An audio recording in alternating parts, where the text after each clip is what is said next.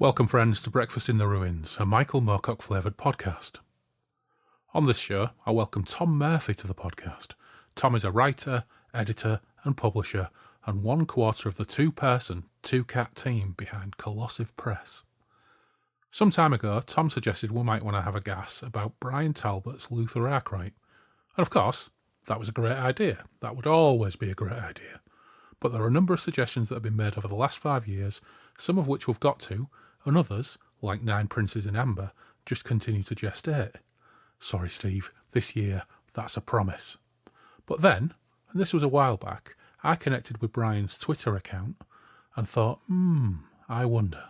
Anyway, long story short, Bryan's webmaster James hooked me up with the man and the opportunity came up to talk to him. So with great pleasure, I tipped off Tom, dug out my copy of the Adventures of Luther Arkwright, and here we are.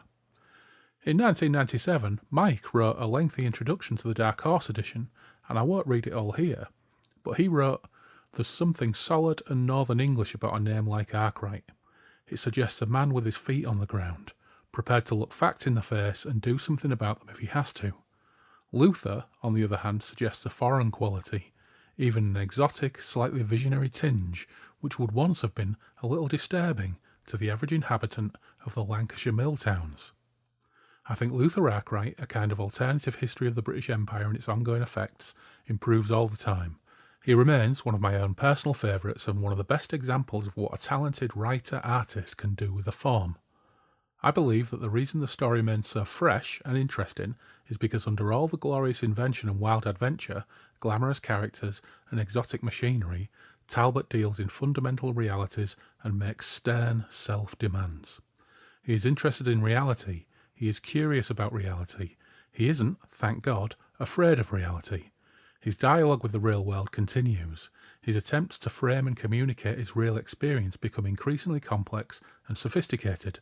Certain proof of this came with the publication of The Tale of One Bad Rat, an admirably original use of the medium and one of the most coherent graphic novels ever published, which demonstrated not only how far Talbot had come from his early successes, but how far the genre itself could be taken. There is nothing light or academic about the subject Talbot is prepared to tackle. His taste for reality is as strong as his talent for fantasy. He comes from an area of England which, while often wild and beautiful, has a longer history of industrial exploitation and mass poverty than of widespread wealth, and he can see the unpleasant results of the loony right's appalling self-serving financial and social politics. But he is never pessimistic, nor especially cynical. His visionary instincts tell him of a better world, perhaps a slightly more exotic world, which we might even achieve one day. Rather, as Luther Arkwright's name suggests to me, his northern feet are firmly on the ground, but his visionary head is up there peering around, reporting from the clouds. And what great reports they are. I'm looking forward to the next Luther Arkwright. It gets better all the time. And so does Bryan Talbot. So that was Mike's introduction, or part of Mike's introduction to the Adventures of Luther Arkwright. So this is a game of two halves. First, Tom and I look into the Adventures of Luther Arkwright. Then, we're joined by Bryan himself, so we can quiz him about Arkwright and his early career. So, charge up your vibra pistol, watch out for roundhead patrols, and join us as we take a dive into Bryan Talbot's The Adventures of Luther Arkwright.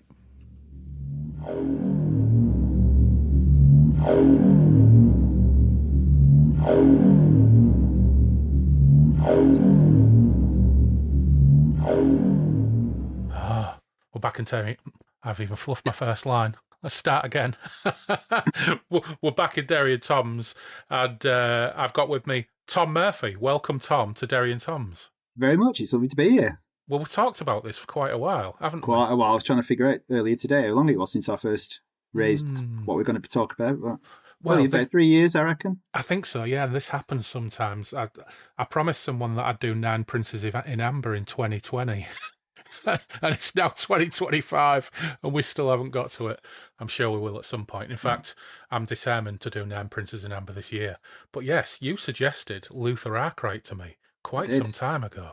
But you know what, before we get to that, you're a writer, you're an editor, you're a publisher. Well, you are one half of the proprietors, along with your wife Jane, of Colossive Press. Arguably a quarter if you include the cats, which we tend to. Because fair enough, cats should be included. Roast, Yeah. That they would be expected to be fully included in the roster, I'm sure. So before we get onto your background with Moorcock and genre fiction, tell us a little bit about Colossive Press, because I first came across that, I think, when thinking back when I was on the social media network that we shall no longer name, that I spotted a post about the Croydon Spaceport Mega Fun Pack.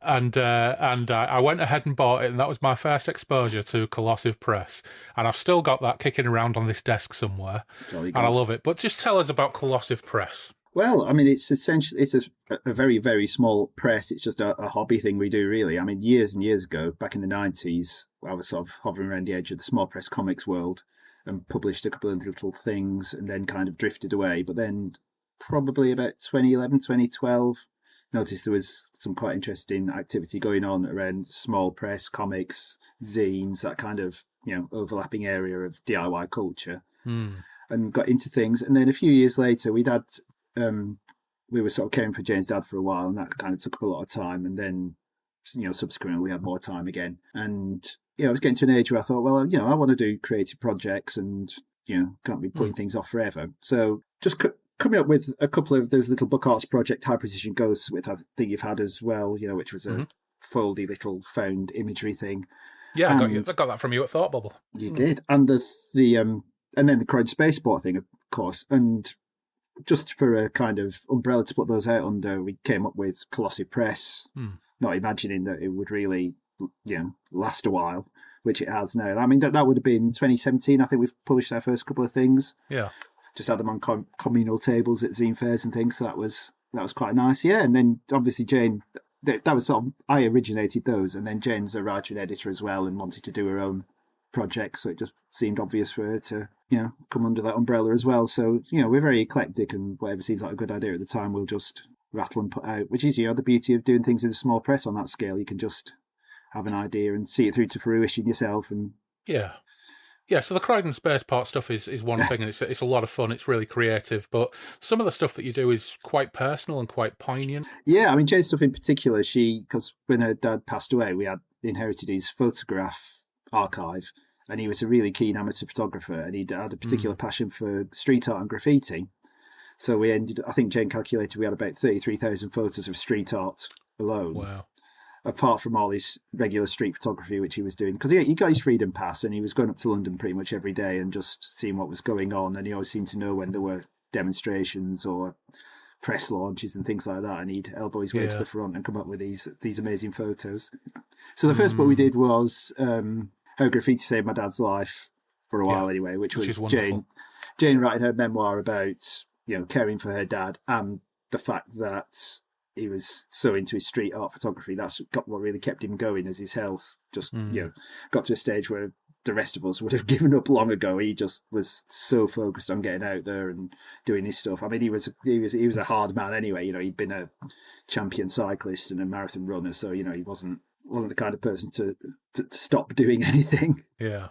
So that was the first book, and then the other two we did subsequently, things my dad saw but never bothered mentioning, were just bizarre things from his archive that we found.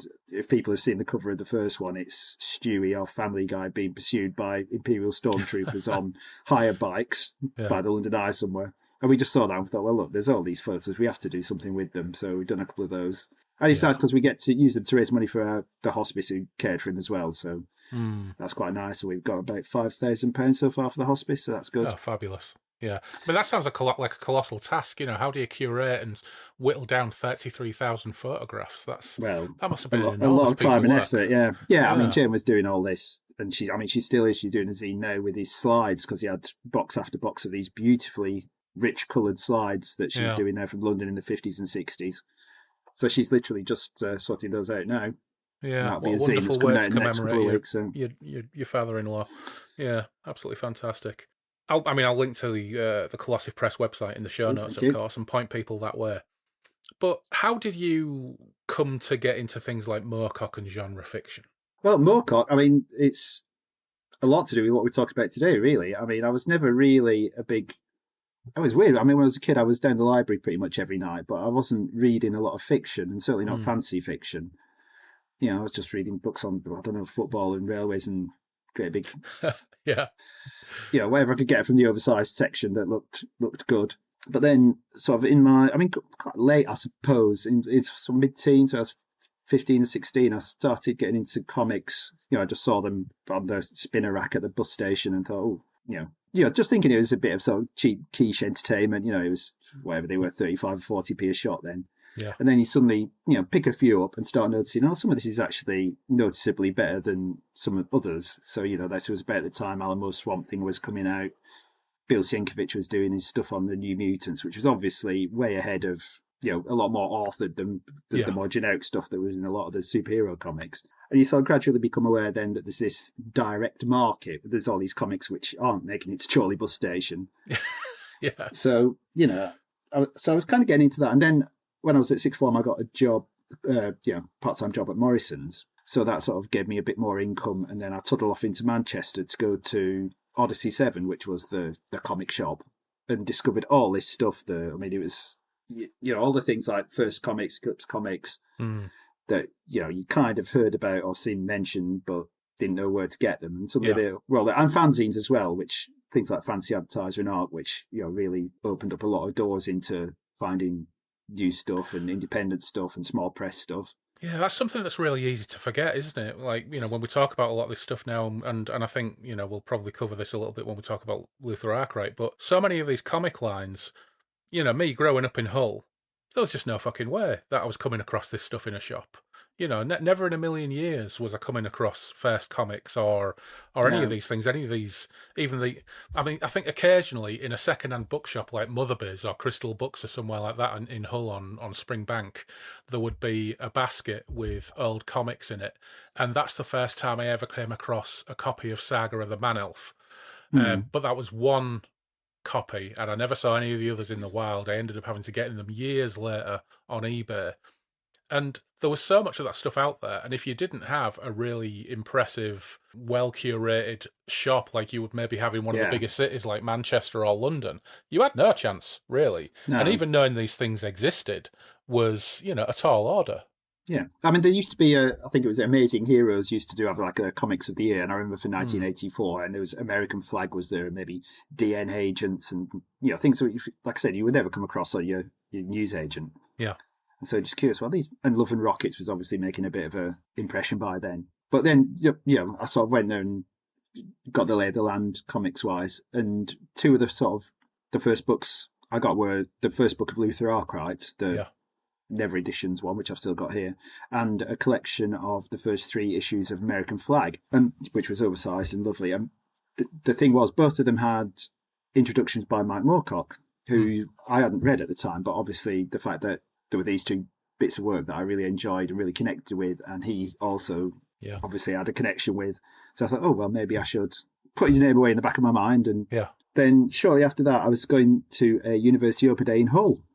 Ah, interesting. And just at Manchester Victoria, sort of killing time before getting my connection, and went in W.H. Smith's, and lo and behold, there was the History of the Rune Staff, the great big red brick Grafton edition. So I thought, well, I'm going to have a long old journey ahead of me, so I'll give it a try, because this was the first time I'd really been confronted with Moorcock in the wild. So I thought, well, I'll give it a go. And I really loved it. And, the sort of pace of the storytelling, the imagery, I really liked the fancy world being mapped onto a recognisable Europe with place names and, the old switcheroo of the Brits being the baddies. And, and just the pace. It was all like every chapter was a series, like a 3-minute single sort of thing. It just did its stuff.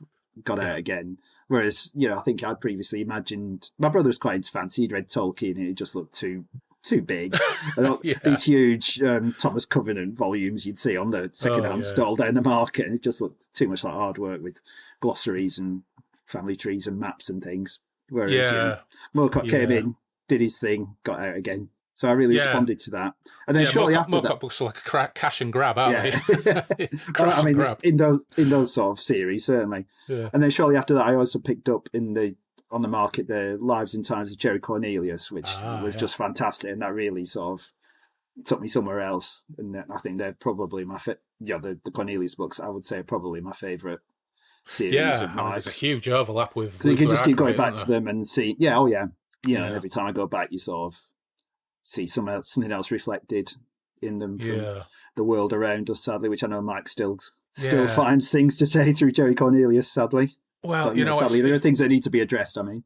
It's funny you should mention that, because I was looking at my Adventures of Luther Arkwright collection, my Dark Horse collection earlier on. Of course, it's got an introduction by Moorcock. And just some of the stuff that he says in his introduction about in England. Well, you know what? I'll read some of it, because we've said a number of times on recent shows that you go back and read something that Moorcock wrote, and if you'd read it 2 years ago, or 5 years ago, 6 years ago, it wouldn't quite maybe carry the same impact or trigger you in the same way as it triggers you right now. Yeah, the conscious and often principled dismantling of the empire, which happened rapidly after 1946, with the coming to Parliament of the first great socialist government, was accompanied by a shortage of manpower caused by the Second World War. Citizens of the British Commonwealth, mostly from the West and East Indies, were encouraged to emigrate to the United Kingdom to fill the thousands of jobs, most of them were low paid, which were urgently available. After South Africa left the Commonwealth over the issue of apartheid, many South Africans also arrived, together with Nigerians and Ghanaians. Frequently idealistic about the mother country, they found prejudice, wretched exploitation, poverty, and a climate which, if you weren't born to it, can suck the soul from your eyes. The absorption of these new cultures into the host culture were not as dramatic as some predicted. Enoch Powell, the intellectual fascist of the Tory party, warned that racial conflict would bring rivers of blood to Britain, and from the beginning there were people dedicated to the cause of social justice who, myself amongst them, eventually saw some of their idealism formalised in the Race Relations Act, which made active prejudice, racial slurs, and the like illegal. Alone, no such act ever changes society, and it did nothing to convince the skinheads and crypto-Nazis, but it does set the standard to which that society aspires. It says that the active expression of racial prejudice is unacceptable in a civilised world. Framed when memories of Goebbels' years were much fresher, the act certainly had respect for words and pictures. It admitted that they could kill. And it's like, fuck me. Here we are. He's written that about something that was passed in the 1970s, I think the Race Relations Act of the late 1960s. Yeah. And here we are in 2025, and we just seem to be fucking stumbling backwards.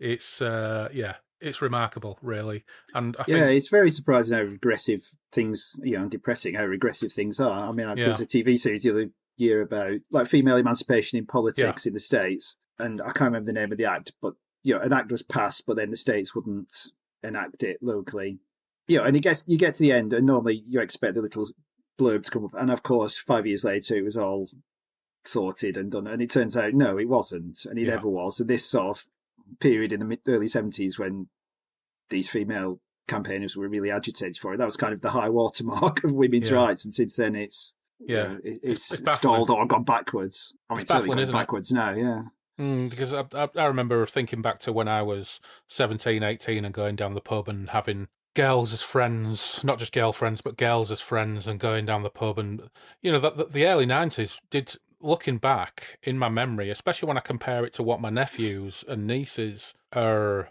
faced with now in terms of everything that's on social media and having some of these ridiculous, massive pricks as social media influencers and appealing to nephews.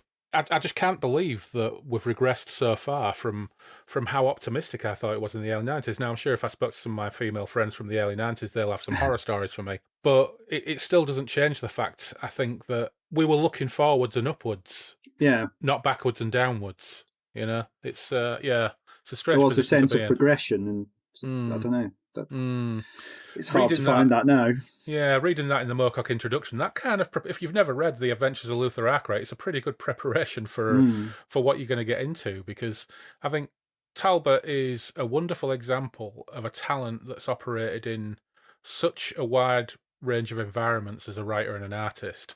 He started off in the Indies in the 70s, in his early 20s, maybe even as a teenager. We're going to talk to him in a couple of days, which is nice. So just to let everybody know, as part of this podcast, we're going to be talking to Bryan Talbot, so we could actually talk to him about those early days.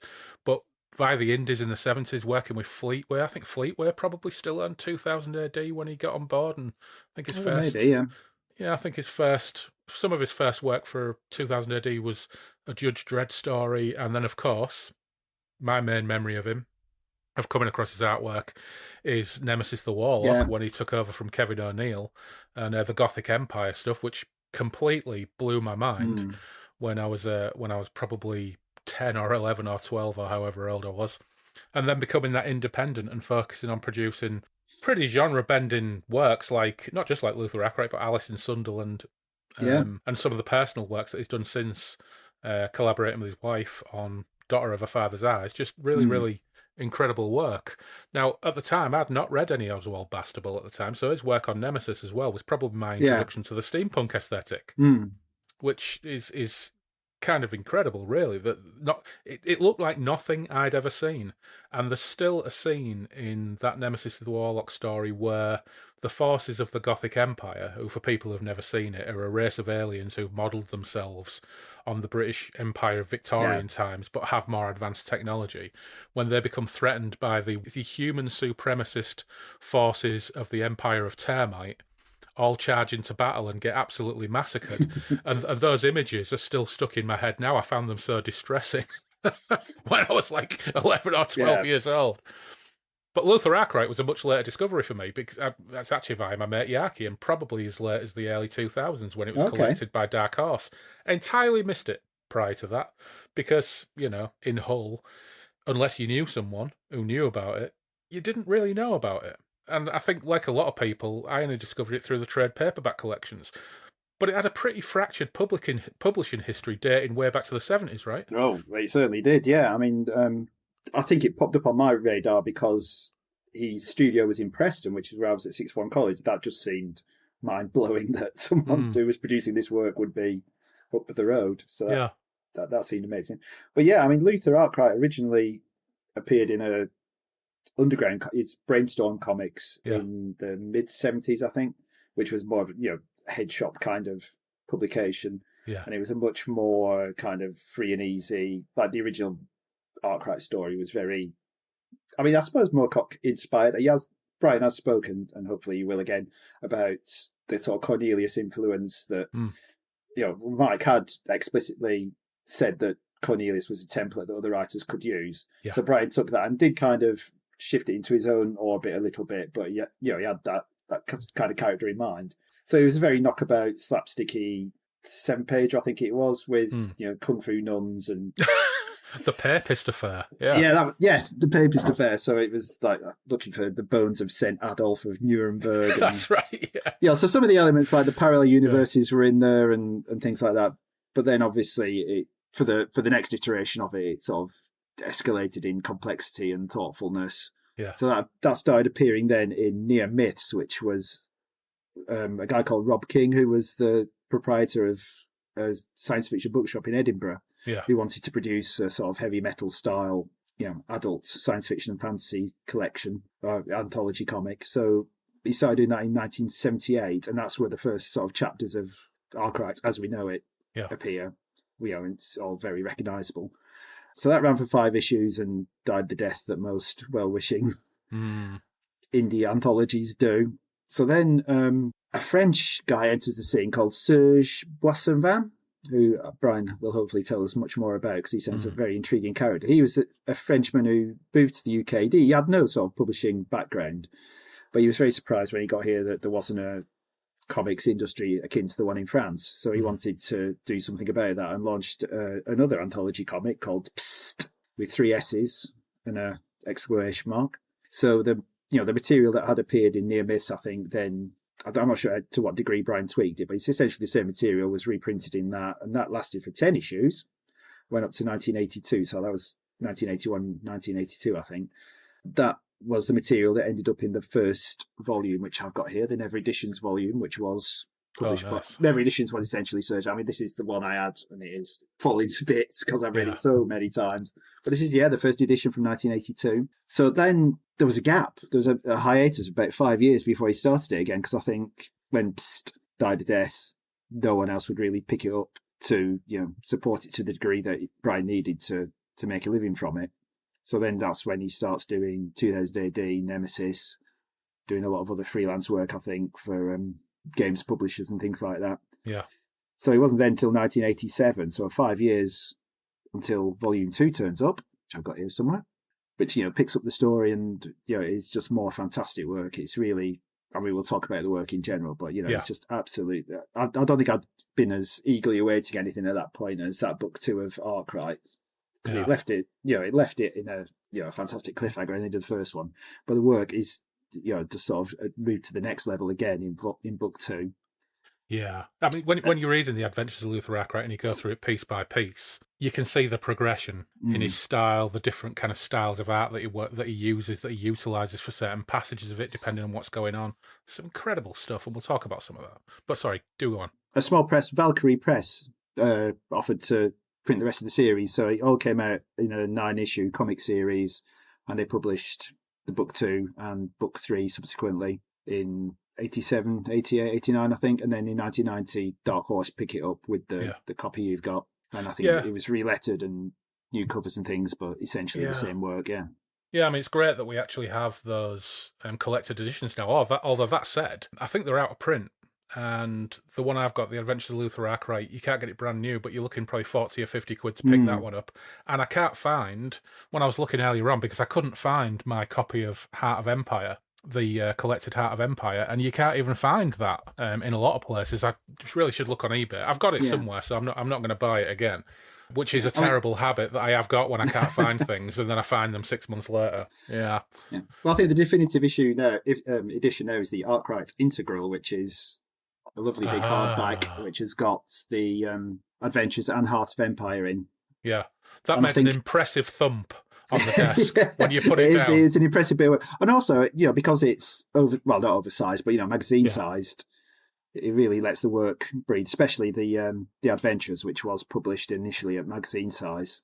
That is a good thing, because reading some of Hiram's journalistic articles in this version is really fucking hard, even with my glasses on. Yeah, and a couple of other sort of text-heavy sections as well, like his Death Resurrection section, Yeah, I'll probably read a couple of them later on, those Hiram sections, and I've had to photograph them with my phone, blow them up, and put them on my desktop so I can even read them. But it's great that we've got those. As I said, my Volume 1 collection's got the Moorcock introduction. But there were 3 similar volumes, which I'd love to get hold of, because each one had an introduction by other authors. One by Ramsey Campbell, Ian Banks, and Alan Moore. Well, the Volume 2 I've got is Alan Moore. Yeah, I'm not sure what my Volume 3 is. Yeah, I think Volume 1 was Ramsey Campbell, so I'd love to read those at some point, but I'll have to have a look around and see if they're still out there. But it's funny that, you completely miss out on these things at the time. But in 2005, there was a Big Finish full audio cast production of Luther Arkwright, starring David Tennant as Luther Arkwright, which I had no idea about until I started looking the other day. Matey off Blake 7. Yeah, Paul Darrow as Cromwell. Paul Darrow as Cromwell, yeah. So I'm going to have to hear that, because, I mean, for our American listeners, Paul Darrow played a character called Avon in Blake 7, and to people of our generation, I think that character and his voice and his acting style is seared into our brains. For kids of my generation and leanings, and I'm sure you're the same, Tom. Yeah. But the opportunity, having reread it today and seen some of Cromwell's raving, ranting addresses to the public, I've got to hear Paul Darrow reading that text. It will be absolutely amazing. Sneery contempt. Yeah.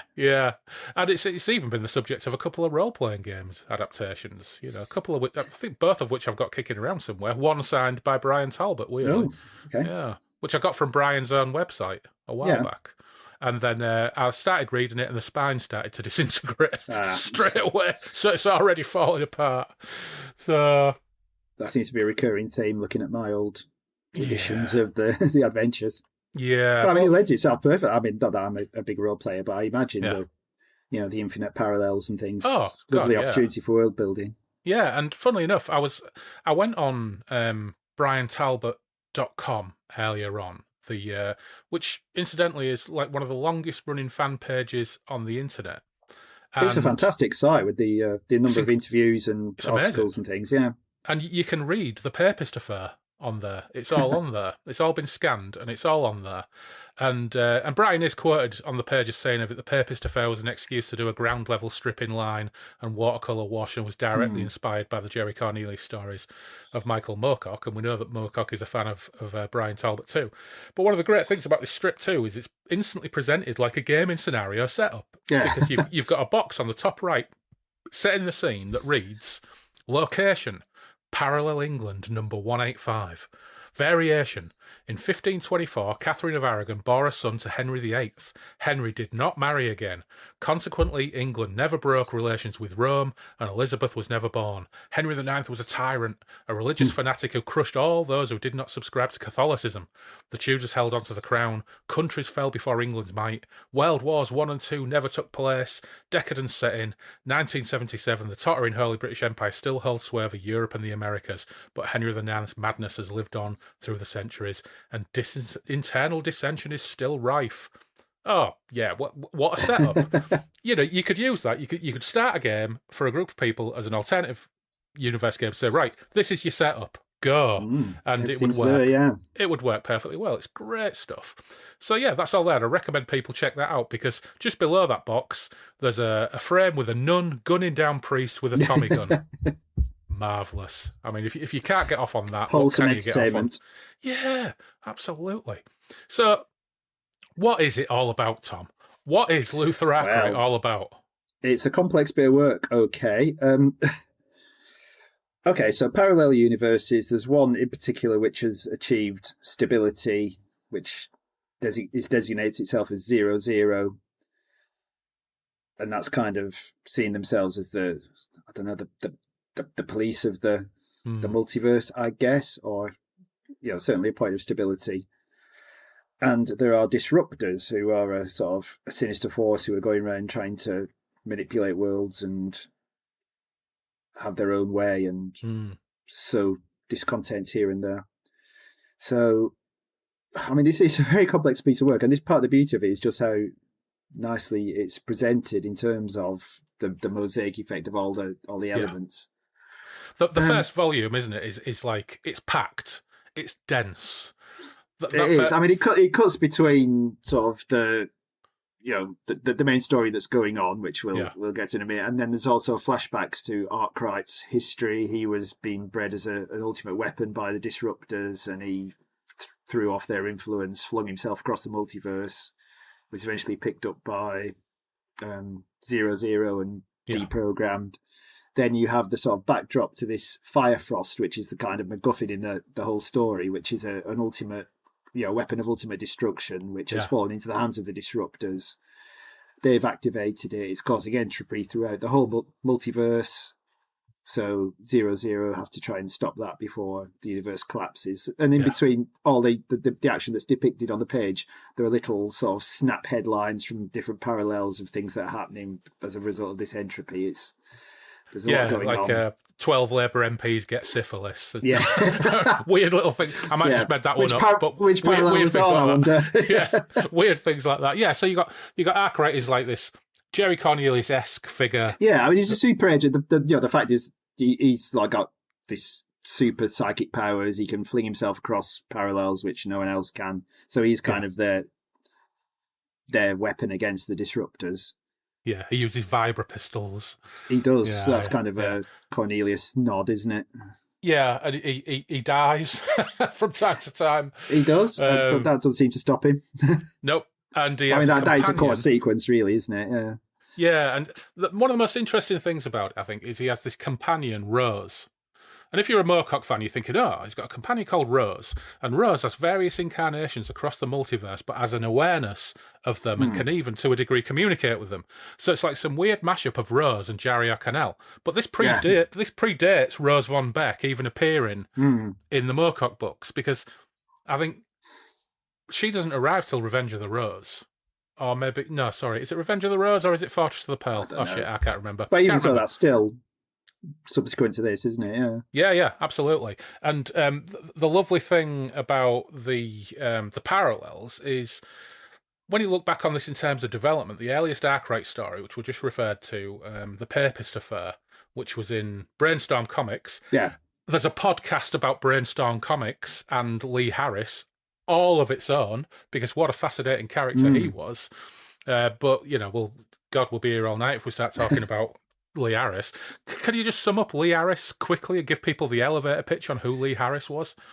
Well, as far as I know, I only really know about his connections with Brainstorm Comics. So he owned a head shop in Portobello Road in London, so more cockish connections there in the late 70s. He published a catalogue of all his wares because he did a kind of wholesale thing, and wanted to include comics, and then that subsequently mushroomed into Brainstorm Comics. Yeah. Got jailed for selling cannabis paraphernalia there you at go. one point. Yeah. There's a whole lot of interesting stuff about Lee Harris and what happened after he came over from South Africa. Yeah, it's fascinating stuff. But so you've got this earliest Arkwright story. It's only written, I mean, we think now again in terms of the final program and Cure for Cancer and English Assassin being over 50 years old. But the earliest Arkwright story is coming out like 2 years after the English Assassin, and it's coming out before the Condition of Music came out. So the Jerry Cornelius sequence isn't even written yet. So it's right in that sweet spot, as you mentioned, when Moorcock is giving people free rein to use Cornelius as a template, and all those stories that ended up in The New Nature of the Catastrophe, all these people writing these stories. And you've got this wonderful story. It's all deeply immersed in that fantastic mash of a time when he was creating all these, seeding all these collaborations, and new worlds was a thing, and inspiring young artists and writers. And here comes Bryan in his early 20s, leaning in and injecting his take on alternate histories and entropy and psychedelia. Oh, it's wonderful stuff. Yeah, I mean, going back to BryanTalbot.com, there is a really nice art piece there that Bryan wrote about the influence of Mike Moorcock on his work. I think it's called The Moorcock Effect. And he talks about a teacher of his at Wigan Grammar School, I think it was, who used to just read extracurricular stuff to them every now and then. And one of those was the culmination of Stormbringer, I think. And that turned Bryan on to Mike's work, and he sort of went off. You know what? We were chatting to a chap called Chris Sharp when we were at Grogmeet a couple of weeks ago, and he was saying when I was in the pub that he only really knew about Elric because of the Rodney Matthews Elric posters on his classroom wall. What is it like to have a fucking groovy teacher who introduces you to Elric? When you're at junior school. Holy shit. We missed that. Yeah, absolutely. The closest I could say is, which I said I have talked about before, so I'll keep it quiet. A teacher did introduce me to P.G. Wodehouse, which was great. But also another teacher had Tales of the Trigon Empire, or Trigon Empire. I don't know how you pronounce it. Don Lawrence. The big collected Tales of the Trigon Empire, and I used to read that. And there was a couple of Dalek annuals as well in one classroom I was in when I was about 11 years old. That's as close as I ever got. But no, there was never any Michael Moorcock paraphernalia involved in any of my school days. But the great thing about this, we've talked a few times in past episodes about how the whole multiverse angle today in fantastical stories is starting to feel a bit passé. Because it's just everywhere. It's in Marvel, it's in DC, it's in all this stuff. But I'm reading this, again, for the first time in probably, 20 years. It's not the multiverse idea that's stale. It's the banal, utterly bollocks way it's been co-opted by quite shallow pop culture franchises. Because this is still fucking brilliant. Well, I guess it's just an easy way to dump something, some bit of continuity you don't want to get in the way. That happened on Universe 6153. That's right. An instant fan service, isn't it? But just as the alternate worlds of Jerry Cornelius, and even something like the world presented in My Experiences in the Third World War, if you got something to say about the human condition and suffering and sex and the worst instincts like monarchy and fascism and all the base constituents of what makes us what we are and why we're so shit, then you're absolutely cooking. And Talbot, my God, is he cooking here? It is so ambitious. He leans into those, yeah. I mean, he's incredibly ambitious.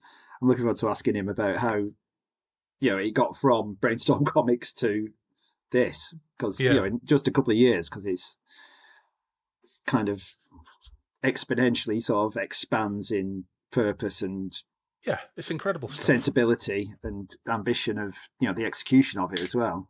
Yeah, it's fantastic. So I'm just going to open another quick beer. Good for you. I think I've just drunk a Pump Up the Jam OG Donut Pale Ale. Okay. Which is from Tiny Rebel. Has it pumped up your jam? No, it's all right. It's all right.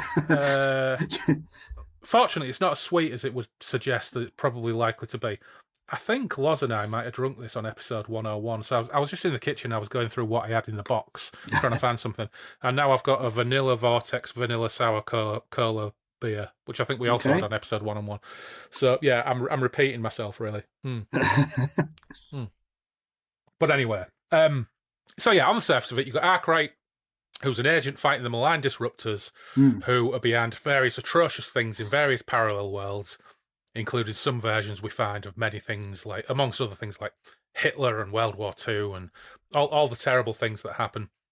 Well, one thing Bryan does so well is, sorry to interrupt, but when we have these little one-line synopses of what's happening in other parallels, there's just enough there that you can kind of, your imagination fills in what's happened on that. There'll be the name of the president or a city, which is obviously different to. So if you just open a random page, we've got parallel 015310, English Channel tunnel collapses. Parallel 006017, South America, Argentina declares war on Chile. Civil war outbreak in El Salvador. Parallel 018214, Switzerland, serious landslides in Alps. These are a bit passé, actually. Some of them are a lot more entertaining. But of course, that was long before the English Channel was a thing, so that was kind of very, of course, very alternative Earth at the moment. There wasn't a Channel tunnel then, was there? No, not till the 90s, I guess, Yeah, there's a passage as well where they're in the Great Pyramid of Cheops, or Cheops, because that's where they learn that the fire frost is. The flame frost? Yeah. Fire frost, which is, as you say, the MacGuffin of the story. And there's a lot of commentary by a French archaeologist, which is going into detail about how the Great Pyramid isn't a tomb. It was for something else. It's like, I'm pretty sure, like, in the 1970s and 80s, that was the pure territory of cranks and hadn't been widely acknowledged as a potentially valid theory at that point, which I think it has been to some degree now. So yeah, there's lots of interesting stuff in there. So we've got all these pieces of information about his past via these occasional flashbacks that include and incorporate newspaper cuttings and other methods to liberally add all this background detail. All these parallels are suffering breakdowns of order and normality in the forms of wars and assassinations and plagues, and sometimes mysterious figures in black triggering these traumatic events. We found out about his relationship with Rose, which is very much one of mutual reliance and also copious amounts of sex. And he flits from scenario to scenario in these parallel worlds, intervening to interrupt the activities of the disruptors, with guidance and comms from World 00, the most stable parallel, and the supercomputer Wotan, which you never really find any details about, but other than it's a big computer. And it's got... It just looks very impressive, these kind of Mobius-style pages of circuitry and things. And it's got the Ragnarok plan, or the Ragnarok equation, initiative. I think. Equation, the Ragnarok equation. Yeah, I think that's the result. Once Firefrost has been activated and entropy has died, that's kind of how it sees things playing out, guiding Arkwright to try and prevent this. Yeah, so this initial part of the book, the first third of the book, is carried out at such an insane pace that it's quite hard to keep up, and it requires some concentration and some restudying of the pages. You can't skim read this and keep on top of it. So he discovers these disruptor forces breaking into lower chambers, and while she has a scrap with them all, his companion, Octobriana, a Ukrainian agent who wears a sexy combat bikini, fights all of these disruptors while he has a vision of the origins of the Firefrost, which suggests that it's potentially some kind of crazy alien device. But what's absolutely brilliant about it is how Talbot tailors his art style to what's going on. The pages where the ancient alien conflicts is detailed are so beautiful in like a textured older British comic style, reminiscent of perhaps some of the Star-Lord strips. When you look at the old Strontium Dog stories that Esquire did, when he was doing them for Star-Lord, he must have been painting them in full colour, and then they were being printed as monochrome, but you still had all the textures of the painting. Yeah, from what I recall of Star-Lord, I think it was more sophisticated in its production, wasn't it? It was gloss pages, it wasn't pulp. And then, of course, they brought all that back to stark, kind of more conventional monochrome imagery that was much more like a Warlord comic or a Victor comic. So you get that wonderful contrast in this part where you've got the illustrations of the alien war are in that old British comic painted style, yet there are boxes, interspersed frames with the action in the pyramid, with Octobriana in her bikini killing the disruptors, and they're conventional and monochrome. It's absolutely magic. I mean, the amount of work he must have had to put into these panels Yeah, I mean, I think phenomenal. he said like one of his influences was engraving Hogarth, and that you can see that in the black and white line work. Yeah, It's just so meticulous. And then we get into book 2. I mean, there's the famous page of Kowalski sat in his whatever hotel room. yeah, It's not a hotel room, but tavern, yeah. pondering what he's just seen, and it's just absolutely incredible. The texture and Oh, there are the line two work. absolutely amazing images in that whole passage. One is after everything's gone down. Yeah, he's sitting in his lodgings There's near always like a London cigarette. I Bridge. think that's the Yeah, and full the other page one image. is when. So what's happened is Arkwright has discovered the nature of the flame frost, the fire frost, for fuck's sake. What's basically going on in this main world where most of the action takes place, which is 007287, the main parallel where all the action takes place, is it's England, but the parliamentarians never relinquished control back to the king 300 years ago, and a descendant of Cromwell rules over a totalitarian puritanical state that doesn't include Wales, Scotland, or Northern Ireland, and the sole remaining monarchies in Europe, Russia, and Germany are in league to restore the British monarchy to the throne and restore what they see as the God-given right of the monarch across all of Europe, because they see that Cromwell's puritanical Roundhead parliamentarian rule over Britain has resulted in monarchies getting overthrown in a variety of other countries as well. So they don't like that. So you've got the Russians and the Prussians teaming up to try and put Charles II, the king in waiting, back on the throne. So you've got Charles II and his sister, Princess Anne, who are the royals in waiting. No mention of Andrew or Edward, fortunately. And we soon learn that Luther Arkwright knocked Princess Anne up as well. So Princess Anne is pregnant. Charles is like an arrogant royal, complete with James II style wig and everything else. And you've got this American journalist there who's ensconced in this area called the Maze in London, where all the scum and all the royalists and all the sympathisers all exist.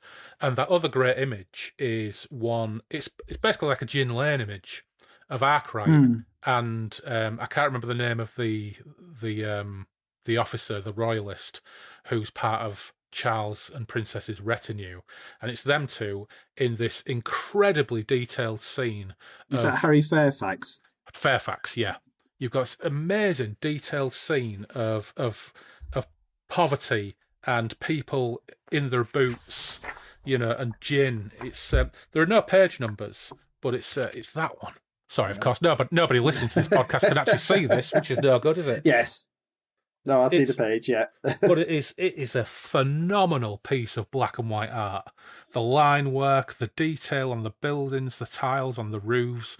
It's one of those pictures that you can dwell on for 10 minutes and still spot new things. The people sitting on the steps, faces in windows, graffiti on walls. Oh, it's phenomenal. I think this was part of the problem which led to the hiatus in it, because no one would pay Bryan really what he needed to produce work of this quality.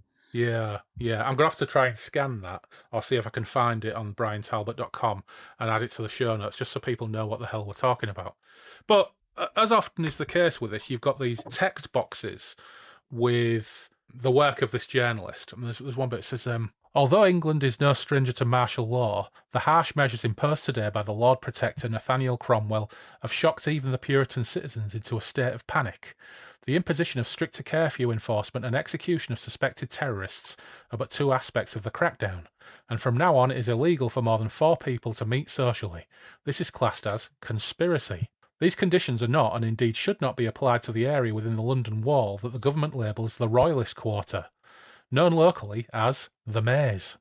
It serves as a vast enclosure for all the misfits or unsuitables in the Puritan system, mainly the London mob of cutthroats, beggars, wastrels, rakes, prostitutes and artists, and of course, the Royalist rebels. This is the only place in London that you can find liquor-serving bars, brothels, theatres, although seedy compared with ours, gambling joints and Roman Catholic churches. It is here that I, your reporter, am now seeking refuge following the expulsion of foreign press agents yesterday. Hiram Kowalski, New Amsterdam Herald. Lovely, instant flavour and atmos. And I love all these little text boxes because one of them, a little bit further on, is a quote from the US ambassador to London. And it's like sort of an almost admiring statement when Cromwell's about to give his massive ranting address to the people Yeah. about the imposition of the Iron Fist, which they've used the King Charles situation as a precursor to cracking down even more. And the US ambassador is Oliver North. It's fantastic. Yeah, I mean, Bryan does that a lot, doesn't he? Even in the Yeah. subsequent books, there are sort of satirical parallels with real characters. Well, I laughed when I saw that the member of Cromwell's cabinet who was plotting against him is Willie Whitelaw. Which I thought was quite funny. So you got all this instant flavour and atmos.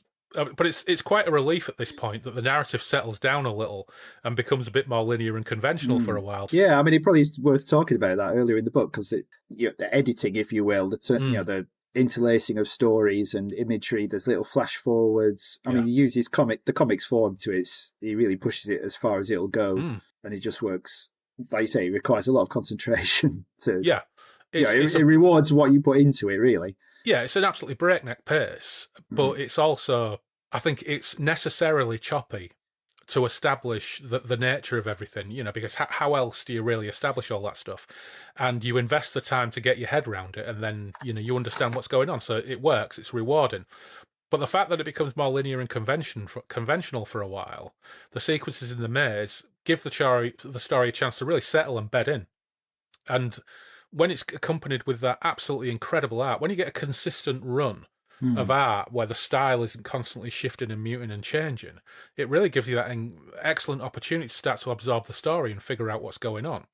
And when Arkwright meets up with the king in waiting, but everything goes a bit pear-shaped when the parliamentary forces move in, and what unfolds is, up until this point, everything's been quite psychedelic, but actually what we'll get here is incredibly brutal, but wonderfully depicted.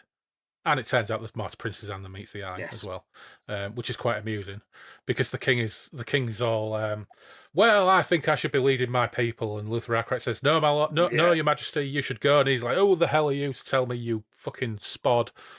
So Luther Arkwright uses his psychic power to convince the king that now's not the time and that he should foxtrot Oscar, which he does, but somebody else also uses psychic power to change his mind and make him run into battle, and he gets brutally gunned down. He gets mercilessly gunned down by the Roundheads in a really, really disturbing fashion. I mean, just trying to encapsulate a story like this just sort of brings home how complex it is, how many layers there are to it. Because even this stuff is essentially a MacGuffin as well. Yeah. To wrap around the disruptor versus 0-0 kind of absolutely conflict. And the storytelling is absolutely terrific. I think it's pinnacle of comic art storytelling because it's extraordinarily brutal and stylish, but there's an amazing sequence of 3 panels that begin just as it's a panel just showing raised truncheons. Oh yeah. And then there are repeated panels showing these truncheons, and in each panel they become more blood spattered as the Roundheads beat royalist prisoners and sympathisers to death. And that is Kowalski's recollections as well, so that's within his recollection. Oh, it's incredible stuff. It's so impactful without showing any of the actual violence. I mean, we aren't spared seeing Charles getting shot to bits, but we do get the aftermath of his head being used as a football. Which I mean, there's great brutality. After that, and then subsequently, when the royalists kind of take over, then the retribution is taken, and that's equally grim. Oh God, the some of the end panels. There's one of a hanging Roundhead with a truncheon stuck up his ass. Yes, that's what I had in mind. Yeah. My God, it's brutal, isn't it? It's brutal. And people getting branded and which is kind of Bryan's point, I guess, is that these extremities at either end. Absolutely. If you've got any thoughts to choose between them. Yeah, if you got any thoughts earlier on of like, if you're applying your own kind of code of ethics to this and thinking, obviously these people are bad, but Luther Arkwright is supporting the royalists, who themselves are about oppression and everything else. Well, there is nothing but shades of grey in all of this whole situation as well. They're just piggybacking on just to get to where the Firefrost is. They're thinking, if this situation gets sufficiently out of hand, then the disruptors will reveal their hand, and we can track back to where their base is. And I mean, it's considerably more complex than that makes it sound, but so essentially, this is just the pretext and the game they're playing to get to their goal of tracking down the disruptors. So there's an amazing couple of chapters in Hiram's report. It says, sorry, not chapters, paragraphs. What are you drinking there, by the way? This is very exciting. This is Old Crafty Hen. So I just picked up at Co-op earlier.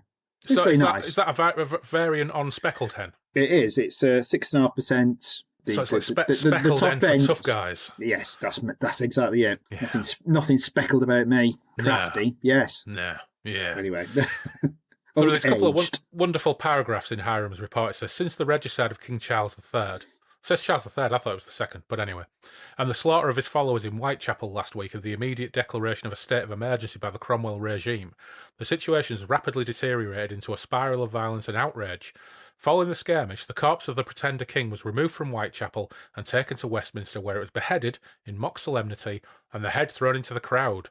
After Puritan citizens had used it as a football, it was capped with a paper crown and impaled on a spike over Westminster Gate, where it now grins upon the city. And here it is on the page. Yeah, you do get to see it as well. You get a nice picture of it. Yeah, yeah, you get a nice picture of it. Yeah, so it's all incredible stuff. I love those Hiram Kowalski articles. They're absolutely fantastic. Well, in terms of the artwork, I mean, you can see the sort of through line from here to what Brian's doing now with the Granville stuff in terms of... Oh, yeah. We've not mentioned Granville, haven't we? It's fantastic. Well, in terms of the richness of the environment and the line work, and, you know, it's in a very different style, but you can definitely see the attention to detail and... Yeah, absolutely love Granville. And Phil, she's not a comic fan, but I said, but Phil, it's like sort of like a bit Sherlock Holmesy, but with... anthropomorphized animals, and it's really violent. And she was like, oh, I'll give it a look then. Now you're talking. yeah. Oh, yeah, I really love Granville. And he's got a Granville spin-off coming as well, hasn't he? That's quite his excited next book, about that. Yeah. I got that Granville hardcover collection with the lovely faux leather cover and the gold foiling or whatever they call it. It's fantastic. Beautiful. I also got the Legend of Luther Arkwright hardcover when that came out a couple of years ago. Yeah. And I cannot find it anywhere. So, you know, I said earlier that's in a similar format, I think, because I think it is. That's got it's the beautiful gold blocking as well. Yeah. And it was ridiculously cheap for how high quality a piece of publishing that was. I think it was only 20 quid. So I couldn't find it anywhere, and I looked for it a couple of days ago. I just assumed it was next to Granville. But the book next to Granville that I thought it was is not that. It looks similar, but it's something completely different. So I have ended up rebuying that. I shouldn't but you can guarantee it'll arrive then. Yeah, because it's still cheap. I think I got it for 16 quid. Really? Which, for how good that book is and for how nice it is, that's extraordinarily cheap. Now, because I couldn't find my copy of Heart of Empire, I don't think we'll talk about Heart of Empire on this occasion. We'll maybe cover it on a future show. But between Heart of Empire and Legend of Luther Arkwright, once we've talked to Brian, I think we've got a few more things to look at, potentially. Oh, definitely, yeah. Well, I mean, they're very different books, very different sort of approaches to the work. But back to this. So Luther's captured after being fooled by the rebel princess and seeing Charles killed, and is tortured while Cromwell gives an address to the nation, and his chief minister, William Whitelaw, plots his demise because it turns out, brilliantly, the Lord Protector is a syphilitic madman that Whitelaw and his allies believe is going way too far. And, you know, how much does that resonate? It's like, right, okay, so we have our agenda, and we have a raving populist nutter who will get the people riled up for us, but oh shit, is a nutter, is going too far. What are we going to do about it? That sounds vaguely familiar, doesn't it? Yeah. And but again, because this is great storytelling, the reasons for Cromwell's instability are brilliantly juxtaposed with his ranting, drooling speech, frame by frame. It's terrific. I mean, again, going back to like Kowalski's recollections, that's, you know, the drama that's playing out in Cromwell's mind as he's giving his speech and losing his shit and it's having to be led off just James Brown style. It's great storytelling. And poor Luther, it turns out, again, another great sequence of pages doesn't survive his treatment by the torturers. So he has a 5 or 6 page psychedelic transmigration before resurrected in a burst of light and making people explode. Yeah, that is quite a challenging segment, but it is very much at the heart of the book. Oh, it's incredible. It's incredible. And from there, really, it just rampages to the most ridiculously epic conclusion that is absolutely breathless and breathtaking, complete with a few extra complete gags, like Diana Spencer being Princess Anne's handmaid and being referred to the stupid girl who had a crush on Charles. Yeah, I mean, she pops up in Heart of Empire, of course. She has quite a slightly bigger role in that. Yeah. So this is her introduction. And then we'll get the fate of Cromwell, we'll get the intrusion of the disruptors at a critical stage in a massive, massive battle in London. And it's really difficult, actually, to articulate just how epic it all is. It is. And then it goes even more epic, because then once, you've got the Battle of London kicking off, and then Luther zooms in on where the disruptors are, and then it gets very cosmic. Yeah, it really does. And we find out really what Luther Arkwright really is as well, and all of that. Because, you've had all these tips all along. Is he some kind of Jesus? Is he some kind of alien? Well, he's kind of like an alien Jesus. The Christ-like correlations are very clear, aren't they? When he dies and resurrects himself, but yeah, and also when he dives off, is it the somewhere in Westminster in the crucifix pose in order to when he's diving across off. to the assassination, but talking about the sort of Christian allegory now, I think Bryan's an atheist, but he's also interested in spirituality. So you have a lot of Buddhist and Hindu stuff in there about, the sort of stuff Mike covers in the final program. Things about the absolutely cycles of time and death and resurrection. And there's even a reference to Luther being like an alpha being and a solution, the ultimate form of human evolution. So he is the result of the final program. Yes. Isn't he? As a character, effectively. He is Jerry Cornelius at the end of the final program, when Jerry leads the population of Europe into the sea, to solve all of Europe's problems. Yeah.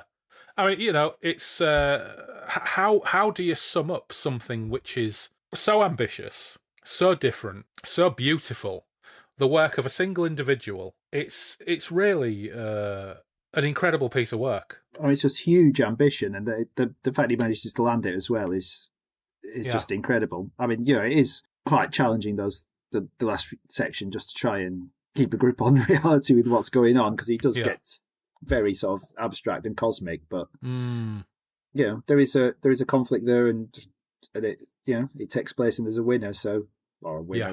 It's resolved, and then we get to the ending, which has like I was saying, with the way the imagery has been spaced out throughout the whole series. It's kind of, you saw it coming, but you didn't.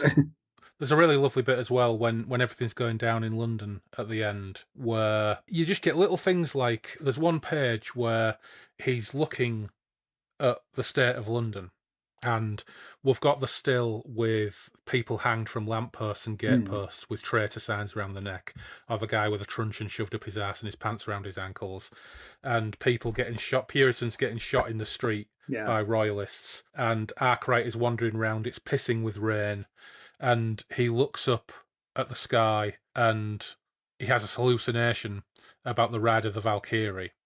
And in between the panels, there is a section from the Bayeux Tapestry where dead bodies on the battlefield are getting looted. Well, that's recurred, you see, because earlier on, when Charles gets killed with the regicide, you have the little bits of Harold getting killed from the Bayeux Tapestry. That completes the circle from the very beginning of the story, where he meets Rose at the Crystal Palace.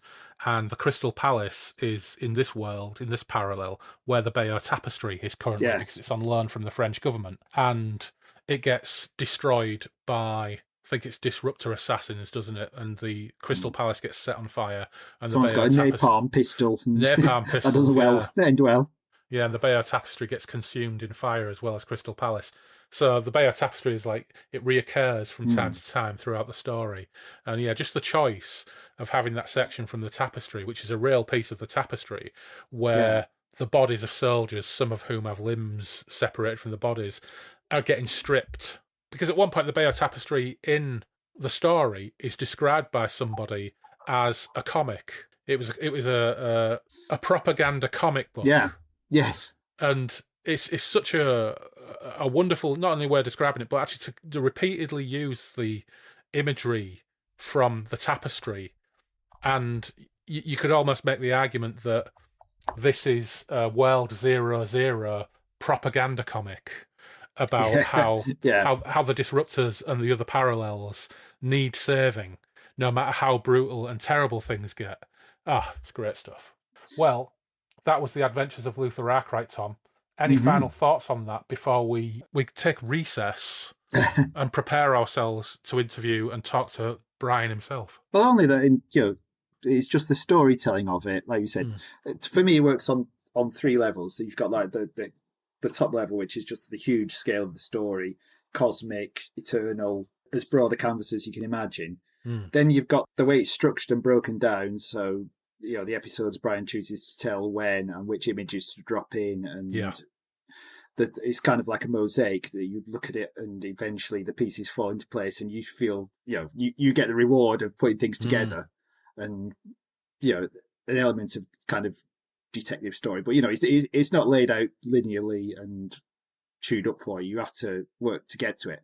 And then there's the actual craft of the marks on the page, which, as you've described very well, is just magnificent. There's the special. I mean, the first book, I think, rather than more than Heart of Empire, is just the black and white just works beautifully, and that's why I was pleased he went back to that format for the third book, because I think that is just the absolute acme of the style that should be for this material. So on every level, it's just fantastic, and it's when you think this was late 70s, early 80s, laying the path for the British invasion and what became the sort of more complex authored comics of Alan Moore, Pete Milligan, can we say Grant Morrison, things that were, I mean, Grant Morrison is obviously hugely influenced by this anyway, which we could get into, but it's a story like no one had tried to tell in British comics before.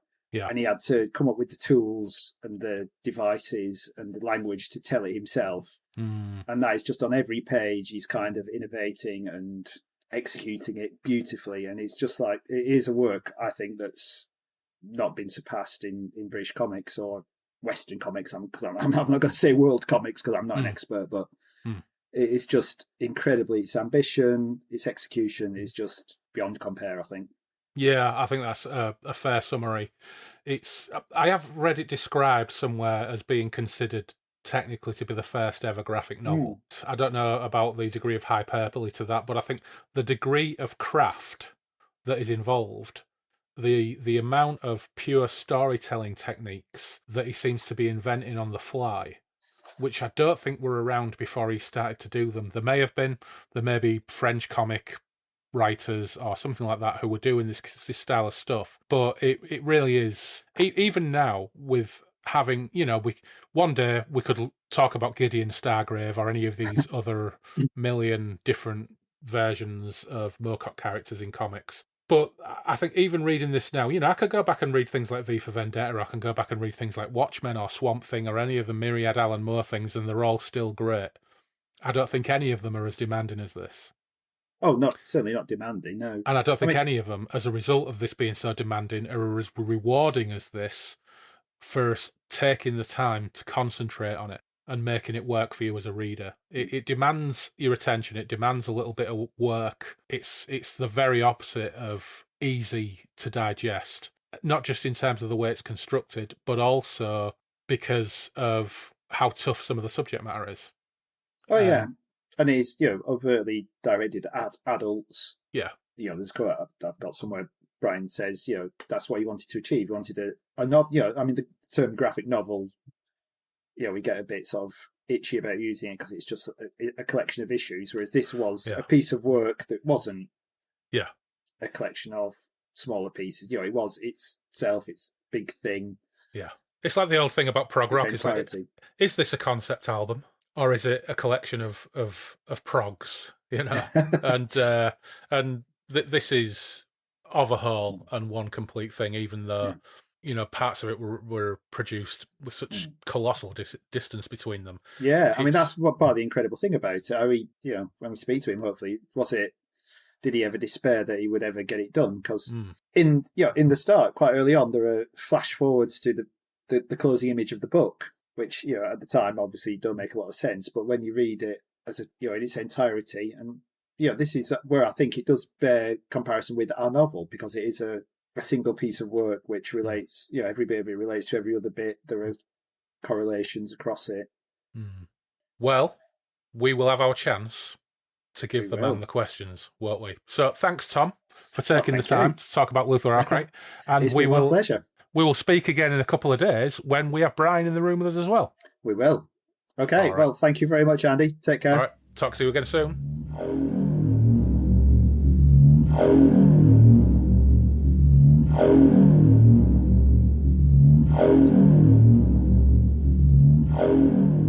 It is my great pleasure to welcome to Breakfast with the Ruins, Bryan Talbot. Welcome, Bryan, and thank you for joining us. Well, thank you for inviting me. It's an absolute pleasure, and it's a real pleasure to talk to you, having been admiring your work since I discovered the Gothic Empire in Nemesis. I think, was it Nemesis Volume 4? I think I was about 12, and apart from wondering what on earth I was reading, you gave me a head start on several things as a 12-year-old, including steampunk and fishnets, because I was round about that age, and Purity Brown in fishnets was very, very striking to 12-year-old me. So thank you for that as well. Right, well, she was very sort of new romantic. That was the fashion of the time. And the first one I did, in the Gothic Empire, she's dressed differently in that, if you notice. Yeah. She'd only appeared before in a couple of stories, I think, or a few stories, but she was sort of, I think originally in Nemesis, she was a bit like as a prostitute or something like that, who was following, as one of the Nemesis's people. And so I gave her this sort of science fiction sort of look in the Gothic Empire with these pointed shoulder pads and things like that. Then when we did the second one, I thought, let's give her a change, give her a makeover. And I went full new romantic. Yeah, the like the goth hairdo. It all worked for me as a young'un. My co-host here is Tom of Colossive Press, and we're both massive admirers of Luther Arkwright, which is the subject of the show, and I'm sure there's time to talk about that. But first of all, though, we always ask new guests what their introduction was to Moorcock and genre fiction, but in your case, you comprise a big chunk of that genre fiction that we were all avidly reading, not only back in the day, but right up to this day, of course, with a fairly recent release of The Legend of Luther Arkwright, the beautiful Granville volume, and I think there's a Granville spin-off coming as well. But yes, the sequel, to dial it all kind of back to the source, how did you get into your line of work, and who were your influences? Line of work, that's a very long story, but we like long stories. Yeah, I have a lot of influences, beginning with people like Giles, the cartoonist, and Leo Baxendale, and the Beano. I used to love all his detailed strips, or stuff going on in every panel almost. It was incredible.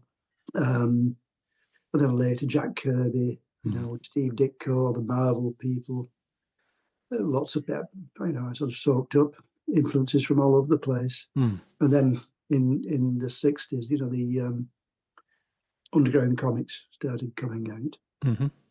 And I started buying the American ones, and some British ones were published in the 70s.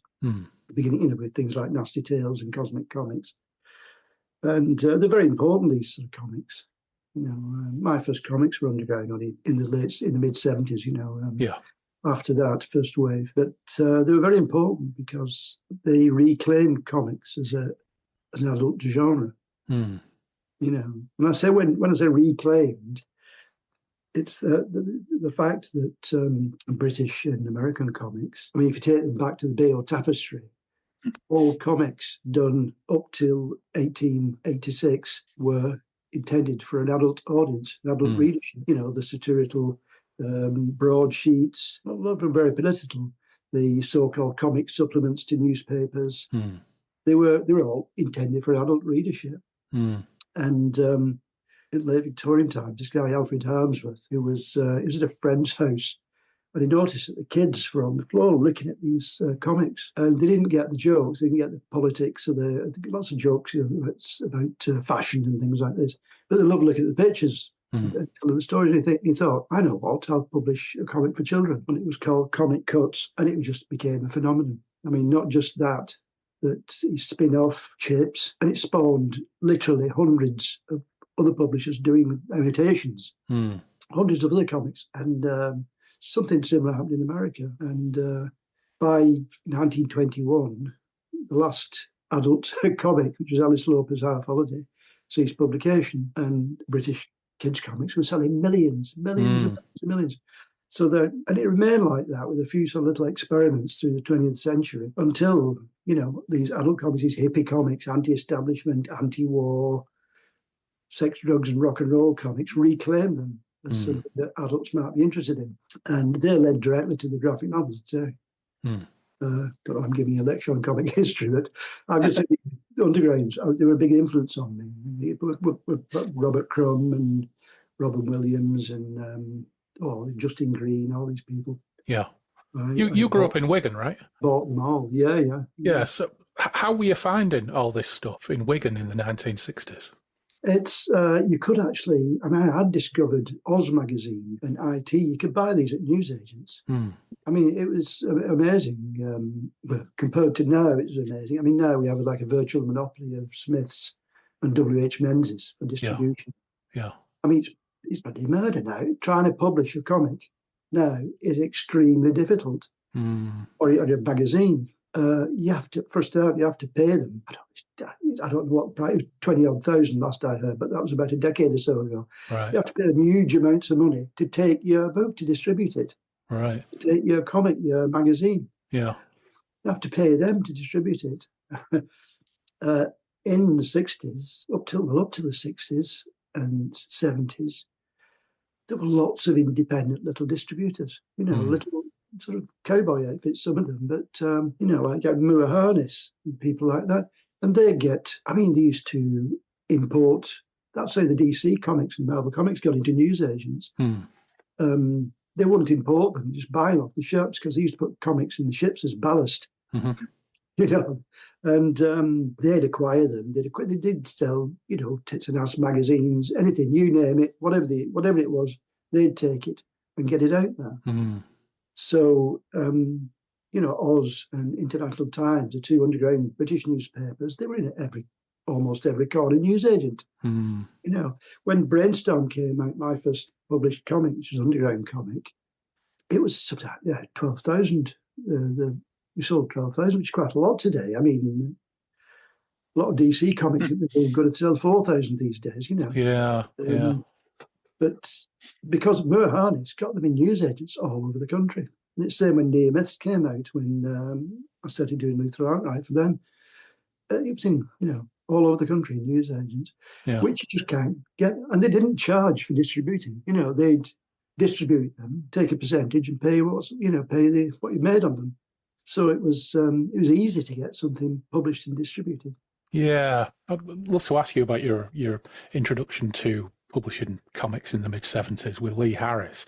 But Tom very politely had his hand up there. So I'm going to pass off to Tom. But after I just say, you mentioned Giles as one of your influences, and that's such a blast from the past, because I can remember in the early 80s, people had compilations of Giles cartoons from the papers. And even we as kids would read them, probably the political message going completely over our heads, because there was so much going on in every image. So making that connection between a Giles picture and some of your images from, say, for example, the Gothic Empire or Luther Arkwright, the sheer amount of incidents going on in one frame of artwork, that's quite a mind-blowing connection for me to make. I have 2 or 3 dozen copies of the annuals in there. Giles annuals. Oh, amazing. Tom? No, when I was 5, an uncle gave me a pile of them. And said that he'd had. and I wanted to be a cartoonist after reading those. Yeah. It was aunts and uncles who always had them when I was a kid. Tom. Well, I was just going to say, right, you don't need to apologise for dragging in a lecture on comics history, because I think your sort of immersion and kind of academic knowledge of that really shines through your work. So, I mean, it's great to hear. But I was just wondering, you're picking up Oz and International Times, whatever, in the newsagents. I mean, at what point did you start to think, actually, this is a world I could enter, I could produce work, and it would get this kind of publication? I didn't. No, I said I wanted to be a cartoonist. I was thinking of newspaper cartoonist when I was about 5. But when I was about 8, because I used to love the DC Thompson comics, all of them. And I started doing my own when I was 8, stapling together some typing paper and started on page 1 and making a story up as I went along. And I did that till I was about 14, making these little comics. But it never occurred to me I could actually make a living doing it. So what point did you then? Well, Start submitting things or throughout the 60s, I knew I had to do something in either art, something to do with art, because the only things I was really good at school were art and English, lit, and English language. That's a long story, but when I was still doing these comics, and when I was absolutely broke, I was married with a kid in about 71 and 72. I thought, well, perhaps I could sell a comic strip to Cosmic Comics. And I arranged an interview, and I couldn't afford the train fare or anything. I hitched down to London from Wigan. Yeah. And from Preston, I was living then, because I'd gone to college in Preston. We were on the breadline, really, for about 10 years. It was terrible. But I hitched down, had a meeting with Felix Dennis, one of the Oz 3, who started Cosmic Comics. After the Oz thing finished, he started as a way of making money. He thought he could make money with it. And I did a really stupid strip called The Insane Psychiatrist, a one-page strip. And he said, okay, we'll run it in the next one. And that was issue, I think, 18, the one that never came out. 17 was the last one. Yeah. 17th issue. So, and I never got paid. I didn't get the artwork back or anything. So, but while I was down there, I met this guy, Lee Harris, who had a head shop in Notting Hill Gate. I got into the shop one day. That's a long story if I ever got there, but really got on with it very well, And Lee was an amazing person, He had to get out of South Africa before he got arrested. He was one of the first white members of the ANC, and before he got sent to prison, all this lot. And anyway, I said, I was showing him this page I'd taken down, and he said, oh, I quite like that. And I said, well, I've got this idea for a longer story, like a 20-page story. Well, I didn't know how long it would be, but I knew it was longer than this. And he said, well, if you ever do it, I'll publish it. He never published a comic before, But anyway, I was still at college then, and I finished college and a year or two later, and I was unemployed because by this point we had 2 kids, and we were really broke. Like I said, a lot of my contemporaries at college, they just moved down to London or somewhere like that. Started working with the big agencies. I couldn't. Because you did graphic design, didn't you? Yeah, I did graphic design, and I couldn't afford to do that. And there was one design studio in Preston. We had 3 designers, and that was it. Although I did an interview for them, and they said, oh, well, if any of the designs are off, you can come in, for emergencies, which I actually did now and again, once or twice a year for about a week for the next 2 or 3 years. Anyway, I said I got this idea for a comic, and I was unemployed after finishing college, and I was applying for jobs as dustman, anything, never couldn't get a job anywhere, even tried applying at the asbestos factory, Blimey. Glad I didn't get that one, but and I eventually thought, well, I might as well do this comic. And I actually started it at college. I'd done about 2 pages or 3 pages, and I thought, well, I'll not do anything else. I'll do this comic and take it down to Lee. Long story short, I hitched down again and found Lee after a lot of looking because he wasn't in the shop, and he said, what are you doing down here? And I said, he said you'd do this comic. If I did this comic, you'd publish it. And he said, no. I said, well, here it is, So he read it and he said, okay, let's go and find a printer. And that's we did the first brainstorm. And then he said, well, you better get on with the second one. So we did that for 5 years. I mean, I think I made £100 out of the first one. We got paid £100 out of 12,000 sold. So that most of the Chester Hagenbush material then? Yeah. But I think that was it, influenced by back to Moorcock. I think the sort of idea of shifting realities and things like that. Yeah, to answer this very first question you asked about how I got into Moorcock, I had a fantastic English lit teacher called at grammar school, called Bryan Holt, and he really made things come alive. He made the books come alive we were studying. And he'd walk up and down. He arranged the desks in a circle, like in the round. And he did plays and things at the grammar school. But it was like giving a performance. He'd do a reading, the thing. Yeah. He'd walk up and down, dramatically saying the thing. And he actually departed from the syllabus. He'd depart from once a week. On one of the lessons, he'd try and introduce us to something that we didn't have to study for O-level or A-level or whatever. And then one day he said, I'm going to read this short story. It's from a book called Stealer of Souls by Michael Moorcock. And he didn't have many books out then at that point. He had a handful under a pseudonym, which you probably remember what his pseudonym was.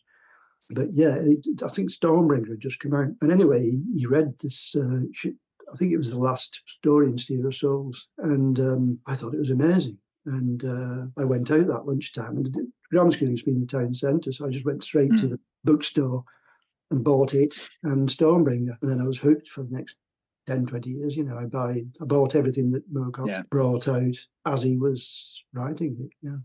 So had you had a penchant for fantasy before then, or did that kind of open a whole new? Well, yeah, I was into horror films and sort of fantastic films of one sort or another since I was about 8.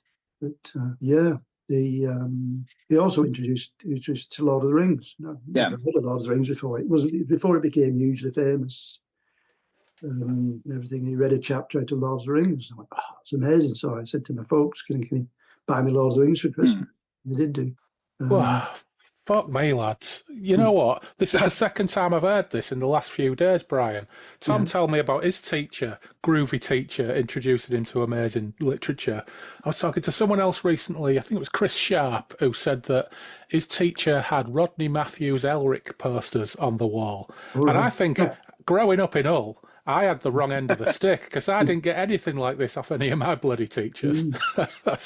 How important, bloody hell, how important are these moments in your life, though? Yeah, it's a big influence, the teacher, on me. And, I left grammar school in 1970. Yeah. And it must be about 10 years ago now, 12 years ago. I had an exhibition in Chorley, which is near. Hey, I grew up in Chorley, so yeah. Really? It was Astley Hall. I remember seeing it, yeah. And I'd actually, in the meanwhile, somebody asked me for a blog or something. They said, can you write an appreciation of Mike Moorcock? Which I did. And somebody, his family saw it and showed it to him and emailed me through my website. So when I had this exhibition in Chorley, I got in touch and Bryan Holt came along. Oh, lovely. A lot older, but he came along to the opening private viewing, which was great. He must have been very impressed with how you'd progressed since then. Him, yeah. So you've discovered Moorcock. You've moved. Did you move from Wigan to London? No. You always stayed up there? For about 10 years or more, even after setting up for 2000 AD, I'd go down to London quite a lot. I'd hitch down at first and then get the overnight buzz, murder. And then later started getting the train. But when I was looking for 2000 AD, I went down once a month and to deliver the artwork, So I mean, you're in Wigan in the mid-70s. Works had to come by. I mean, if you're in the north of England and works had to come by, the mid-70s was probably about as bad a time. Yeah, I was in Preston by that point, but it's just as bad. To be skint. So you're doing this work with Lee. Where did the idea for Luther Arkwright come from, and how did that manifest? Well, after the first two brainstorm issues, Lee got the idea. We went to this convention of alternative comics, which was organised and run by Hunt Emerson in Birmingham, and met a lot of people who stayed friends with for many years, including Hunt and Steve Bell, who'd just done his first comic before he was starting to do his newspaper strip. he'd done some alternative comics for Hunt. And after the Lee went, and as well, and he said, inspired by this, he said, "Oh, let's do an anthology with some of the people, with some of the people we just met, Chris Welch and Hunt, and a couple of other people." And he said, "Can you do a strip for it?" A 6-8 page strip, and wasn't quite sure what to do. And I thought I'd like to do a strip in a line and wash style, because I was just using line and cross hatching and stuff. And I thought I was quite a big fan of at the time of Richard Corbin's strips, which were sort of quite painterly. And I thought I'd like to do one of these line and wash strips, ink outline. And I thought, I seem to remember reading somewhere, and I think this was true, that Mike Moorcock created Cornelius and he offered it to other people to write. I think John Brunner wrote it. That's right, yeah. Jerry Cornelius story. And I was vaguely aware of this. And I thought, I'll do a Jerry Cornelius type thing. It wasn't, actually, it's not very Jerry Cornelius at all, but it's got this parallel worlds thing going on. You can kind of see some of the DNA in there, can't you? Oh, yeah, definitely. Yeah, I see Arkwright as a progression, a literary progression, like Sherlock Holmes, James Bond, or Raymond Chandler, James Bond, Jerry Cornelius, Luther Arkwright, So, so I just did this extremely silly strip called The Papist Affair. Which is wonderful. Set in this world where there's still like religious wars going on in Britain, and it was like a Tudor sort of weird Tudor future, and Arkwright's the mercenary in there. He's hired by a bunch of these nuns to who've laid siege to this church where this bunch of male chauvinist priests have hauled up. They've stolen from them the sacred relics of St. Adolf of Nuremberg, right? And all these nuns are like smoking cigar and wearing stockings and suspenders and things with machine guns. It was a totally silly story. But after it finished, I thought I'd already had this idea that I wanted to do a long story, what we now call a graphic novel. I'd had that in my mind since late 60s when I read of a novel being adapted into The Broken Sword by Paul Anderson, being adapted into comic form. And I thought, what a fantastic idea. But, writing a comic that's a novel-length comic, it was a mind-blowing idea in a book, not in a little magazine. So I thought, well, perhaps I can do this what's now called a graphic novel idea. So I deliberately took the character away from the Cornelius sort of character and developed his own sort of milieu, if you like, and it came out of that. But yeah, it was very definitely influenced by Moorcock. So at the time, I mean, did anybody ever, how difficult was it to sell the idea of a graphic novel? Because of course it came out as strips in the end, as comics in the end, didn't it? I mean, the publishing history is quite interesting just for, the first part of Luther Arkwright anyway. But I mean, now we've got that pleasure of being able to pick up a Luther Arkwright combined volume off a shelf and read it as a graphic novel. But how difficult was it in those days to kind of sell the idea of a novel length, a graphic novel? Well, I didn't really. It was, this strip I told you about in Mixed Bunch, this anthology comic, Brainstorm anthology, came out in 1976. 2 years later, I'd finished Brainstorm Comics, had finished. Lee was now publishing Homegrown magazine, Britain's dope magazine, basically. It was the British equivalent of High Times. And I used to do strips for that as well. But so Brainstorm had finished, and I'd been developing this Luther Arkwright story. I had it all plotted out from early 78. I had it all, the whole story plotted out in chapters. And I thought, well, people kept asking me to do strips for alternative magazines. I didn't get paid for them, but it was a way of getting in print. And still unemployed by this point, And I did one for one of Hunt's street comics. And then this guy called Rob King, who ran the science fiction bookshop in Edinburgh, who sold science fiction and comics, he decided to publish a comic, I think loosely inspired by, underground comics like Star Reach, which were like science fiction for adult audience, and met Lurlong, of course.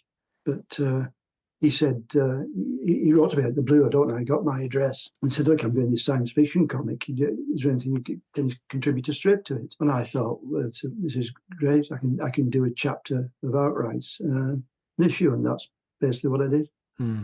Bryan. But it only lasted for 5 issues. We got 5 chapters out. But a year or two later, not very long, only about a year later, this French guy, Serge Poisevin, arrived in London. He was a French aristocrat, and he saw the lack of, because comic mags very big in France, massive, and he saw that there were no comic magazines for adults or comics for adults. He thought, I'll publish one. And anyway, he published the first, what became the first book of Luther Arkwright in over 12 issues, I think it was. And that went bust. His magazine called Psst went bust. After 12 issues, but there was enough for the first volume. Bryan, I was just going to say, there's such a huge sort of development between the Papist Affair and then what we now know as the Adventures of Luther Arkwright. I mean, in terms of the scale of it and the complexity and sort of seriousness of purpose of it. I mean, where was that coming from? How did that take shape? What were the sort of influences from film or literature or spirituality, or what was feeding into it? Because it just seems like a huge quantum leap from the 7-pager to what we've got now. Well, it was hard to, perhaps you can remember what American comics were like at the time. The vast majority, British American adventure comics, the American ones, superheroes, of course, but they were all made for, the target audience was 12 to 14-year-old boys, and the girls' comics was 12 to 14-year-old girls. So they were very, very bland. They were, if somebody got shot, you didn't see any blood. Nobody swore, nobody spat, nobody farted, nobody had sex. It was. And the thing is, it does come from literature and films, because I'm reading amazing books and watching films like Apocalypse Now, Straw Dogs, The Godfather, a whole range of stuff, and the films of Nick Rogue, which I used to really love, Don't Look Now and stuff. And we can see films as adults. We can see films meant for adults with adult material in them and adult themes. There's no comics like that. There was the underground comics, but they're always on the whole, they're jokey. They're all jokey in one way or other. And I thought, I want to write a serious adult science fiction story.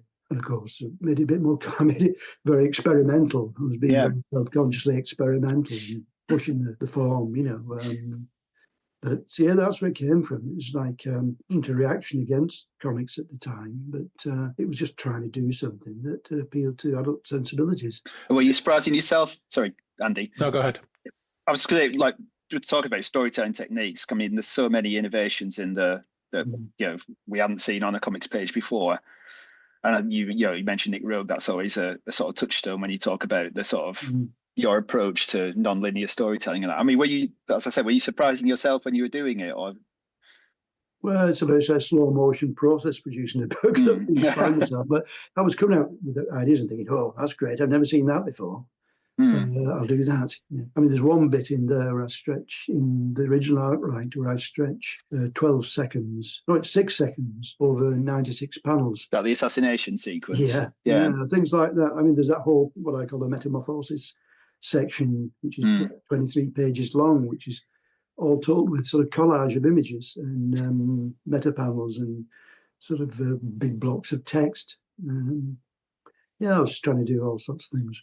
It's quite remarkable, really, looking at it now and thinking about it in context of your career and your lifetime of work, more of which to come, obviously. But to have something so advanced in terms of form kind of explode, fully formed out of your head, whilst you then go on to be an illustrator for hire. Was it IPC or Fleetway who ran 2000 AD at the time? I can't remember. IPC, yeah. So, while you're doing all this, you then go on and work on 2000 AD. Of course, in the 80s, you're part of the British invasion of American comics as well, aren't you? A bit later, yeah. So you end up working on Batman and all sorts of different things. At what point, I suppose there's two things really. At what point did this actually start to pay to be a living for you? And at what point did you realise Luther Arkwright had actually made an impact? Yeah, that took a long time for that to happen, really. I mean, working for EMS, doing art for EMS, I was getting paid, I think, £10 a page, which was probably next to nothing then, and like I said, it was really broke.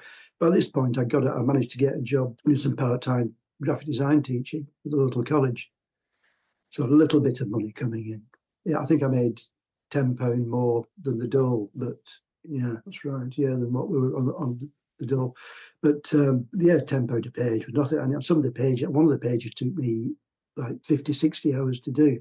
But, this cross-hatching takes a long time. Yeah. Taking forever.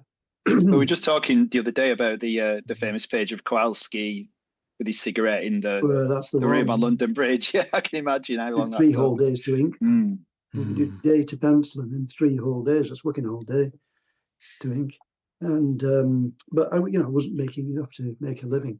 And then shortly after I'd finished that, I because I'd been in print, people started asking me to do stuff, but it was very sporadic. But anyway, I got approached by this magazine called what do you call it? Flexidisc. Flexidisc, and they used to have a weekly magazine with a floppy discs taped to the front. That plants it firmly in a specific period of time, doesn't it? The time of the flexi disc. 80, 81, something like that. Yeah. And, this guy got in touch and he said, we'd like you to do a pin-up illustration of this new band called Adam and the Ants. I went, oh yeah, right. I knew nothing about it. So I went into the college I was teaching. Next time I was in, I said to the students, "Does anybody know anything about Adam and the Ants?" And there were a couple of Adam and the Ants fans, and they loaned me a couple of fanzines and things. And I saw what they were into. But I did this magazine illustration, and it came out. And the week that it came out, Ant Music broke, and it went massive. It went huge. And people started doing these poster mags of Adam and the Ant, barely Adam, and they wanted illustrations for it. One of these publishers, he saw my picture in the Flexidisc and he thought, oh, he must be the Adamant artist. So for a year, I was suddenly making more money than I'd ever seen. But I was doing one of these, not just an Adamant illustration, but Toya Wilcox logo, people who were in the charts at the time. I was doing lots of illustrations. And that lasted for about a year. I guess it was a very visually interesting time in pop as well, at least. If you had to draw these people. All sorts of things. But I did pictures of Adamant, Space Pirate, Adamant, this, that, and the other. Happy Birthday, Adam, things like this. But anyway, I was earning that much money, I went self-employed, and that's it. I've been self-employed ever since. The thing is, after that sort of tailed off, I was sort of broke again for a while because we moved house and I didn't work for I spent about a month saying, no, I can't take any work at the moment because we're moving house. It used to be a big thing. And we moved into our first house, and it was our second house, I think, and then the work dried up. It wasn't coming in. I did do a strip called Frank Fazatli, Space Ace in the Future for Ad Astra magazine, but even that had stopped by this point. And then, sort of out the blue, Pat Mills, who was a big fan, as it turned out, of Luther Arkwright, got in touch and said, I'd like to use this Luther Arkwright style from Nemesis. And if I'd been asked to choose which 2000 AD character I'd like to illustrate, I'd say Nemesis, because at the time, 2000 AD was like the cutting edge of British adventure comics. And so suddenly I was a full-time comic artist. So during that hiatus, when you're working on Scumworld and Nemesis, I mean, were you still assuming you would return to Luther Arkwright at some point, or were you worried it might?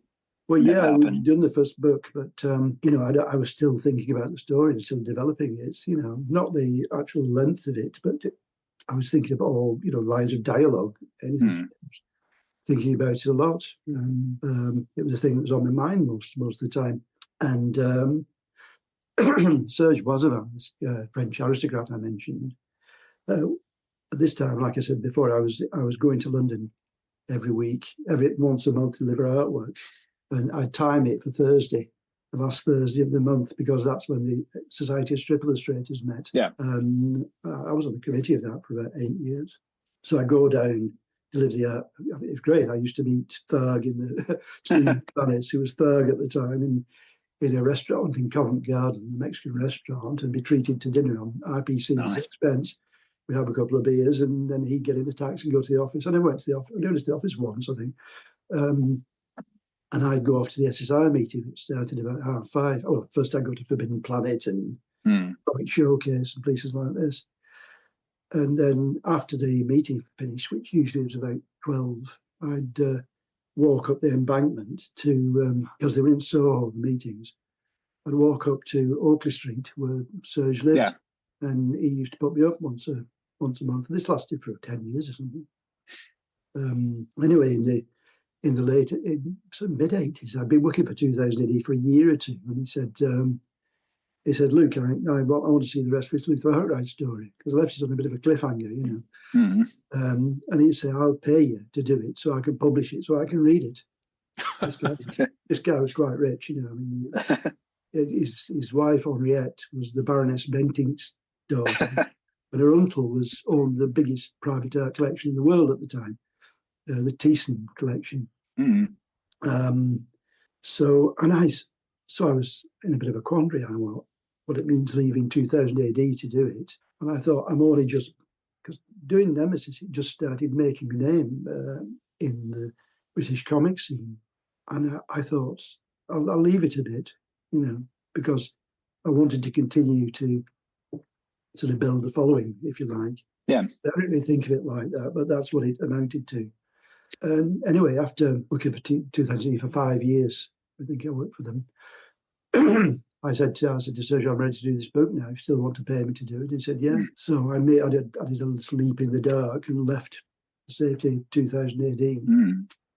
And he paid me for 2 years, paid me once a month for 2 years to do the comic and then do the story. And then he published the rest of it in 2 volumes. At the same time, making a deal with Valkyrie Comics, who published the series. Yeah. He published in 9 issues. I remember being very excited when book 2 appeared, because I read book 1 around about 1985, I think. Yeah, and that was just as I was getting into comics, and it was huge. It really sort of, like a lot of people, I guess, really showed me what comics could do beyond the sort of monthly issues I've been picking up at Trolley Bus Station. You know, it was just incredible range of storytelling. I mean, especially the first ones in comic form, Near Myths and they did influence a lot of people, you know. Oh, I'm sure, Neil clearly. Gaiman, Alan Moore, Warren Ellis, all sorts of people, Grant Morris. And of course, we were the first people to publish Grant in Near Myths. So it was quite influential. I've got to ask, it's quite mind-blowing to know that Heart of Empire effectively was funded by aristocrats. When you look at the contents and see how aristocrats are portrayed, did you have your tongue in your cheek a little bit? Heart of Empire wasn't published by them. It was Luther Arkwright. Oh, right, sorry, I see. Arkwright. Yeah. That was published by Dark Horse. Right, of course. So Luther Arkwright came in 2. So he paid for the second half of the Adventures of Luther Arkwright. Yeah. I mean, the thing still stands. The upper class and the aristocracy get a fairly raw deal in the Adventures of Luther Arkwright as well. Yeah. Did he have Serge was a bit of a rebel, you know. He used to love it. You know. Did he have like an ambition to sort of create a French-style comics market in the UK? Yeah, that's what he did. Yeah. It didn't actually work. No. It was funny because I was like a working class lad from Lancashire and everything. He was this rich aristocrat. We used to get on like a house on fire. It was really good. One year he phoned me up and he said, "What are you doing this next week?" I said, "Well, I'm working on Luther Arkwright for you." He said, "No, you're not. You're coming to Morocco with us." He took me and Mary to Morocco, all expenses paid. You know, stayed in the 5-star hotel in Fez and all this sort of stuff. We got on really well. So you've got this big gap between the Adventures and Heart of Empire. I mean, I think before we go on, I just need to say that as well as the picture of Hiram in his digs, there are 2 other pages. I mean, it's all great to look at, but there are 2 other pages that really stick in my mind whenever I think about it. One is the Gin Lane type picture where Luther is with, I can't remember the character's name, the one in the floppy hat, Fairfax. And the other one is the 3 panels with the truncheons in the air, which is one of the most violent and disturbing sequences of images that doesn't actually contain any violence I think I've ever seen in a comic book. Right. Was there I've still got that page. Oh, it's just incredible. I only have 6 pages out of all that, and that's one of the ones I kept. Yeah. It's just a fantastic page of storytelling. It's absolutely incredible. So the next stage of Luther Arkwright is Heart of Empire. There's quite a substantial gap between those two things. Is this when you were doing all of your freelance work for American comics? Yes, mostly, yeah. I got asked to do, I think, the Hellblazer annual. The first thing I was asked to, Jamie Delano asked for me specifically, and then I did a couple of other things. I did the NAS, which is 200-page prestige format miniseries written by Tom Veitch, and then I did that. I wrote and drew the Batman story, Legends of the Dark Knight, it's a 2-part Batman story, and meanwhile I've been developing Tale of One Bad Rat. This idea of Tale of One Bad Rat, and at the time then, late 80s, there were very little sort of non-genre comics out there. There was Mouse come out in 86, and it's been in book form. And, Contract with God was out. But they were very sporadic, these things. They were, Alan Moore had done A Small Killing with Oscar Zarate. Neil had done Violent Cases, but they were sort of few and far between, these books at the time. So was Heart of Empire always gestating away in the background while you were doing all this other work? No, not really. Well, I had the initial idea in the back of my mind as I was finishing Arkwright, but I sort of just put it on. I don't really think about it very much. I really wanted to do this Van Rat story, and it was very hard getting a publisher for it. Originally, I thought I wanted to be published by a mainstream book publisher. I want to get out of the comic ghetto. I wanted to be in bookstores. So I wrote to every single, I got the Artists and Writers Yearbook, and I wrote to every single publisher, big publisher in Britain that did illustrated books of One Way, and none of them. I mean, I sent them a synopsis with a sample illustration to show what the style would be like, and they all got returned. Well, I think half of them got returned. Yeah, they're a nice little folder that I made with a plastic cover, and the ones that were returned, I don't think there's hardly any that had actually been looked at. But I could tell the pages were still stuck together. They hadn't even looked through the pages. They obviously read the word comics in the covering letter, comic, and just cut off. They just wouldn't have known how to market a comic for adults. Yeah. It was before the graphic novel boom really started. And I asked the DC who were interested in it. And I don't remember Tundra about this time. Tundra started having made millions on Mutant Ninja Turtles. Kevin Eastman started this publishing company. And there's an editor there who said, I'd like to do it. So I arranged a meeting with him at this comic convention at the Alexandra Palace. And I went down specifically to have a meeting with him to talk about it. And I arrived at Alexandra Palace, and they had a huge booth. Tundra had a massive booth. They had about 3 big spaces, these big square area booths piled with books, and they were just publishing. I realised they were just publishing anything anybody brought them. So it was huge. It's a fascinating story because they hired the National History Museum for a launch party. They just 80s excess of writ large. I went to that. It's there in the room where this big skeleton was. The dinosaur skeleton was. And there's all fancy hors d'oeuvres every 2 seconds and free drinks. And I said to Kevin Eastman, "Could you not find anywhere more expensive?" I bet he tried. He was throwing money away. He was spending lots of money. They got a really swish office somewhere in London, and cost them millions. I think it was a sort of tax loss. I don't know. But I thought, well, I don't want Bad Rat be published. It'll just vanish under all this sea of mediocrity, He had 1 or 2 good titles. He had Alan Moore's Lost Girls and 1 or 2 other things, but mostly I was looking at them, appalled by them. And I thought, well, Dark Horse were there. Alexandra Palace, and Mike Richardson was doing interviews with people, and they'd published the American comic edition of Luther Arkwright. So I tried to arrange an interview with him, and finally got one on Sunday morning. He said, "You can meet Mike," and it was the last interview he did of the day. So I decided not to have this interview with Tundra, and I went there instead. And to his, to my surprise, he accepted it. And I sat down. The first thing he said to us, he said, "Oh, you want to do as a Luther Arkwright sequel then?" I went, "No, this is a bit different." So, do you think the subject material was also part of what caused resistance in terms of a comic dealing with that? Possibly, yeah, because there weren't. There was a couple of underground comics around at the time, I think, that mentioned it, but nothing mainstream. Well, there's adult comics and there's adult comics, isn't there? You can stick some tits and ass in something and call it adult, or you can have really, really fucking heavy, important, mature themes, and that's a completely different kind of adult comic. So good on Mike for pursuing it. Yeah, and then that came out. It won an Eisner Award, and they published it in one book. They did. It's good. That was the first. I think it's been published in about 16, 18 countries since then. There's a new Italian edition came out last year. So you've suddenly got all this. You've got it published, and you've got a claim as well. Luther Arkwright comic, the Valkyrie comic, it won 4 Eagle Awards. It was nominated for 8, and it won 4, which was amazing. The first comic awards I'd won.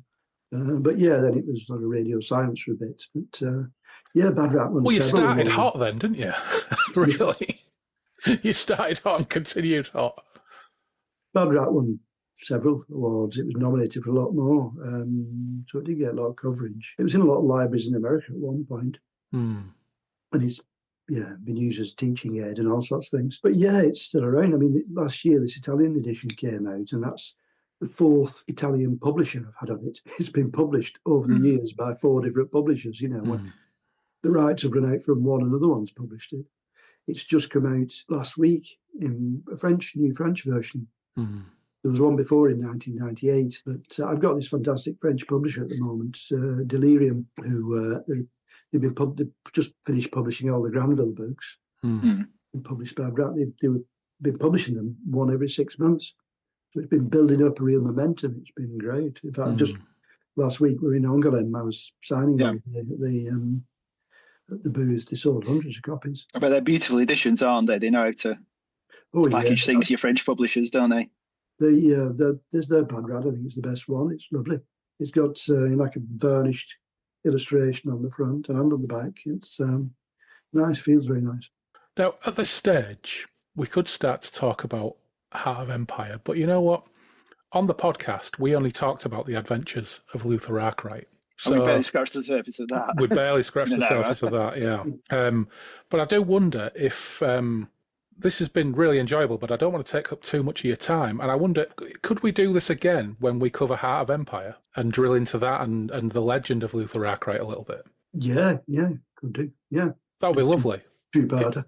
Yeah, because I'd also like to talk to you about Alice in Sunderland. So that'd be lovely. Well, if you're up for that, Bryan, that would be absolutely fantastic. But for now, thanks ever so much for taking the time to talk to us.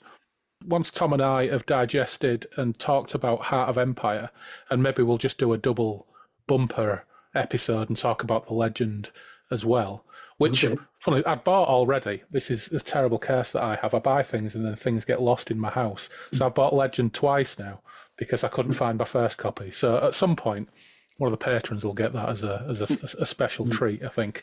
But thanks ever so much for talking to us, and we can hopefully talk to you again when we look at the rest of this stuff. Okay, thanks for having me.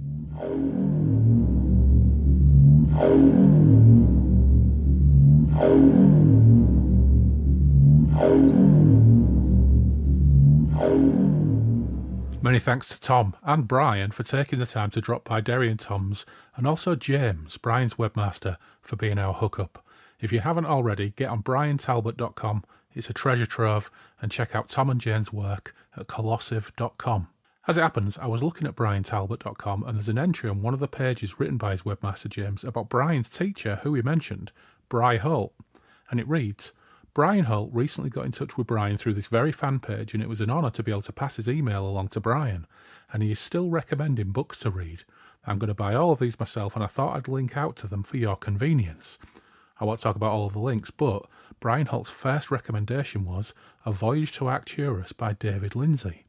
And this is a nice piece of synchronicity, as my semi-regular guest and co-host Alistair Thompson, after our last episode together talking about Herb Hodgson's The House on the Borderland, suggested that we cover Voyage to Arcturus. And well, if the guy that was so inspiring to Bryan Talbot recommends it too, there has to be something in it. And I still have the copy I got off Pops on a shelf somewhere. So another one for the itinerary. But meanwhile, I'll just take time to thank our patrons. First, those without tier: Anthony Piconti, Tim Cardos, Dave Dempster, and Sebastian Weetabix. Now, on the subject of Sebastian Weetabix, he sent me some wonderful Moorcock paraphernalia ages ago, but it got lost under stuff in Stimbot Towers. But, having just found it again, I'll soon be knocking out a few patron extras that I shall call the Weetabix Files.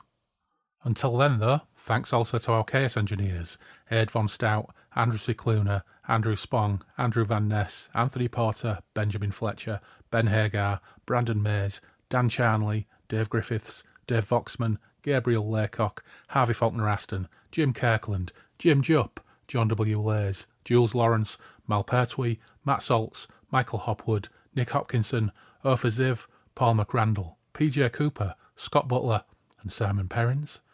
And thanks to our crafty Jugaderos, Adrian Tchaikovsky, Brian Henderson, Chris Sharp, Christian Hundal, Graham Holden, Kevin Williams, Liam Turner, Loz, Mark Buckley, Mark Taylor, Matthew Broom, Murray Palmer, Sean Twist, Toby White, and Taylor Lavery.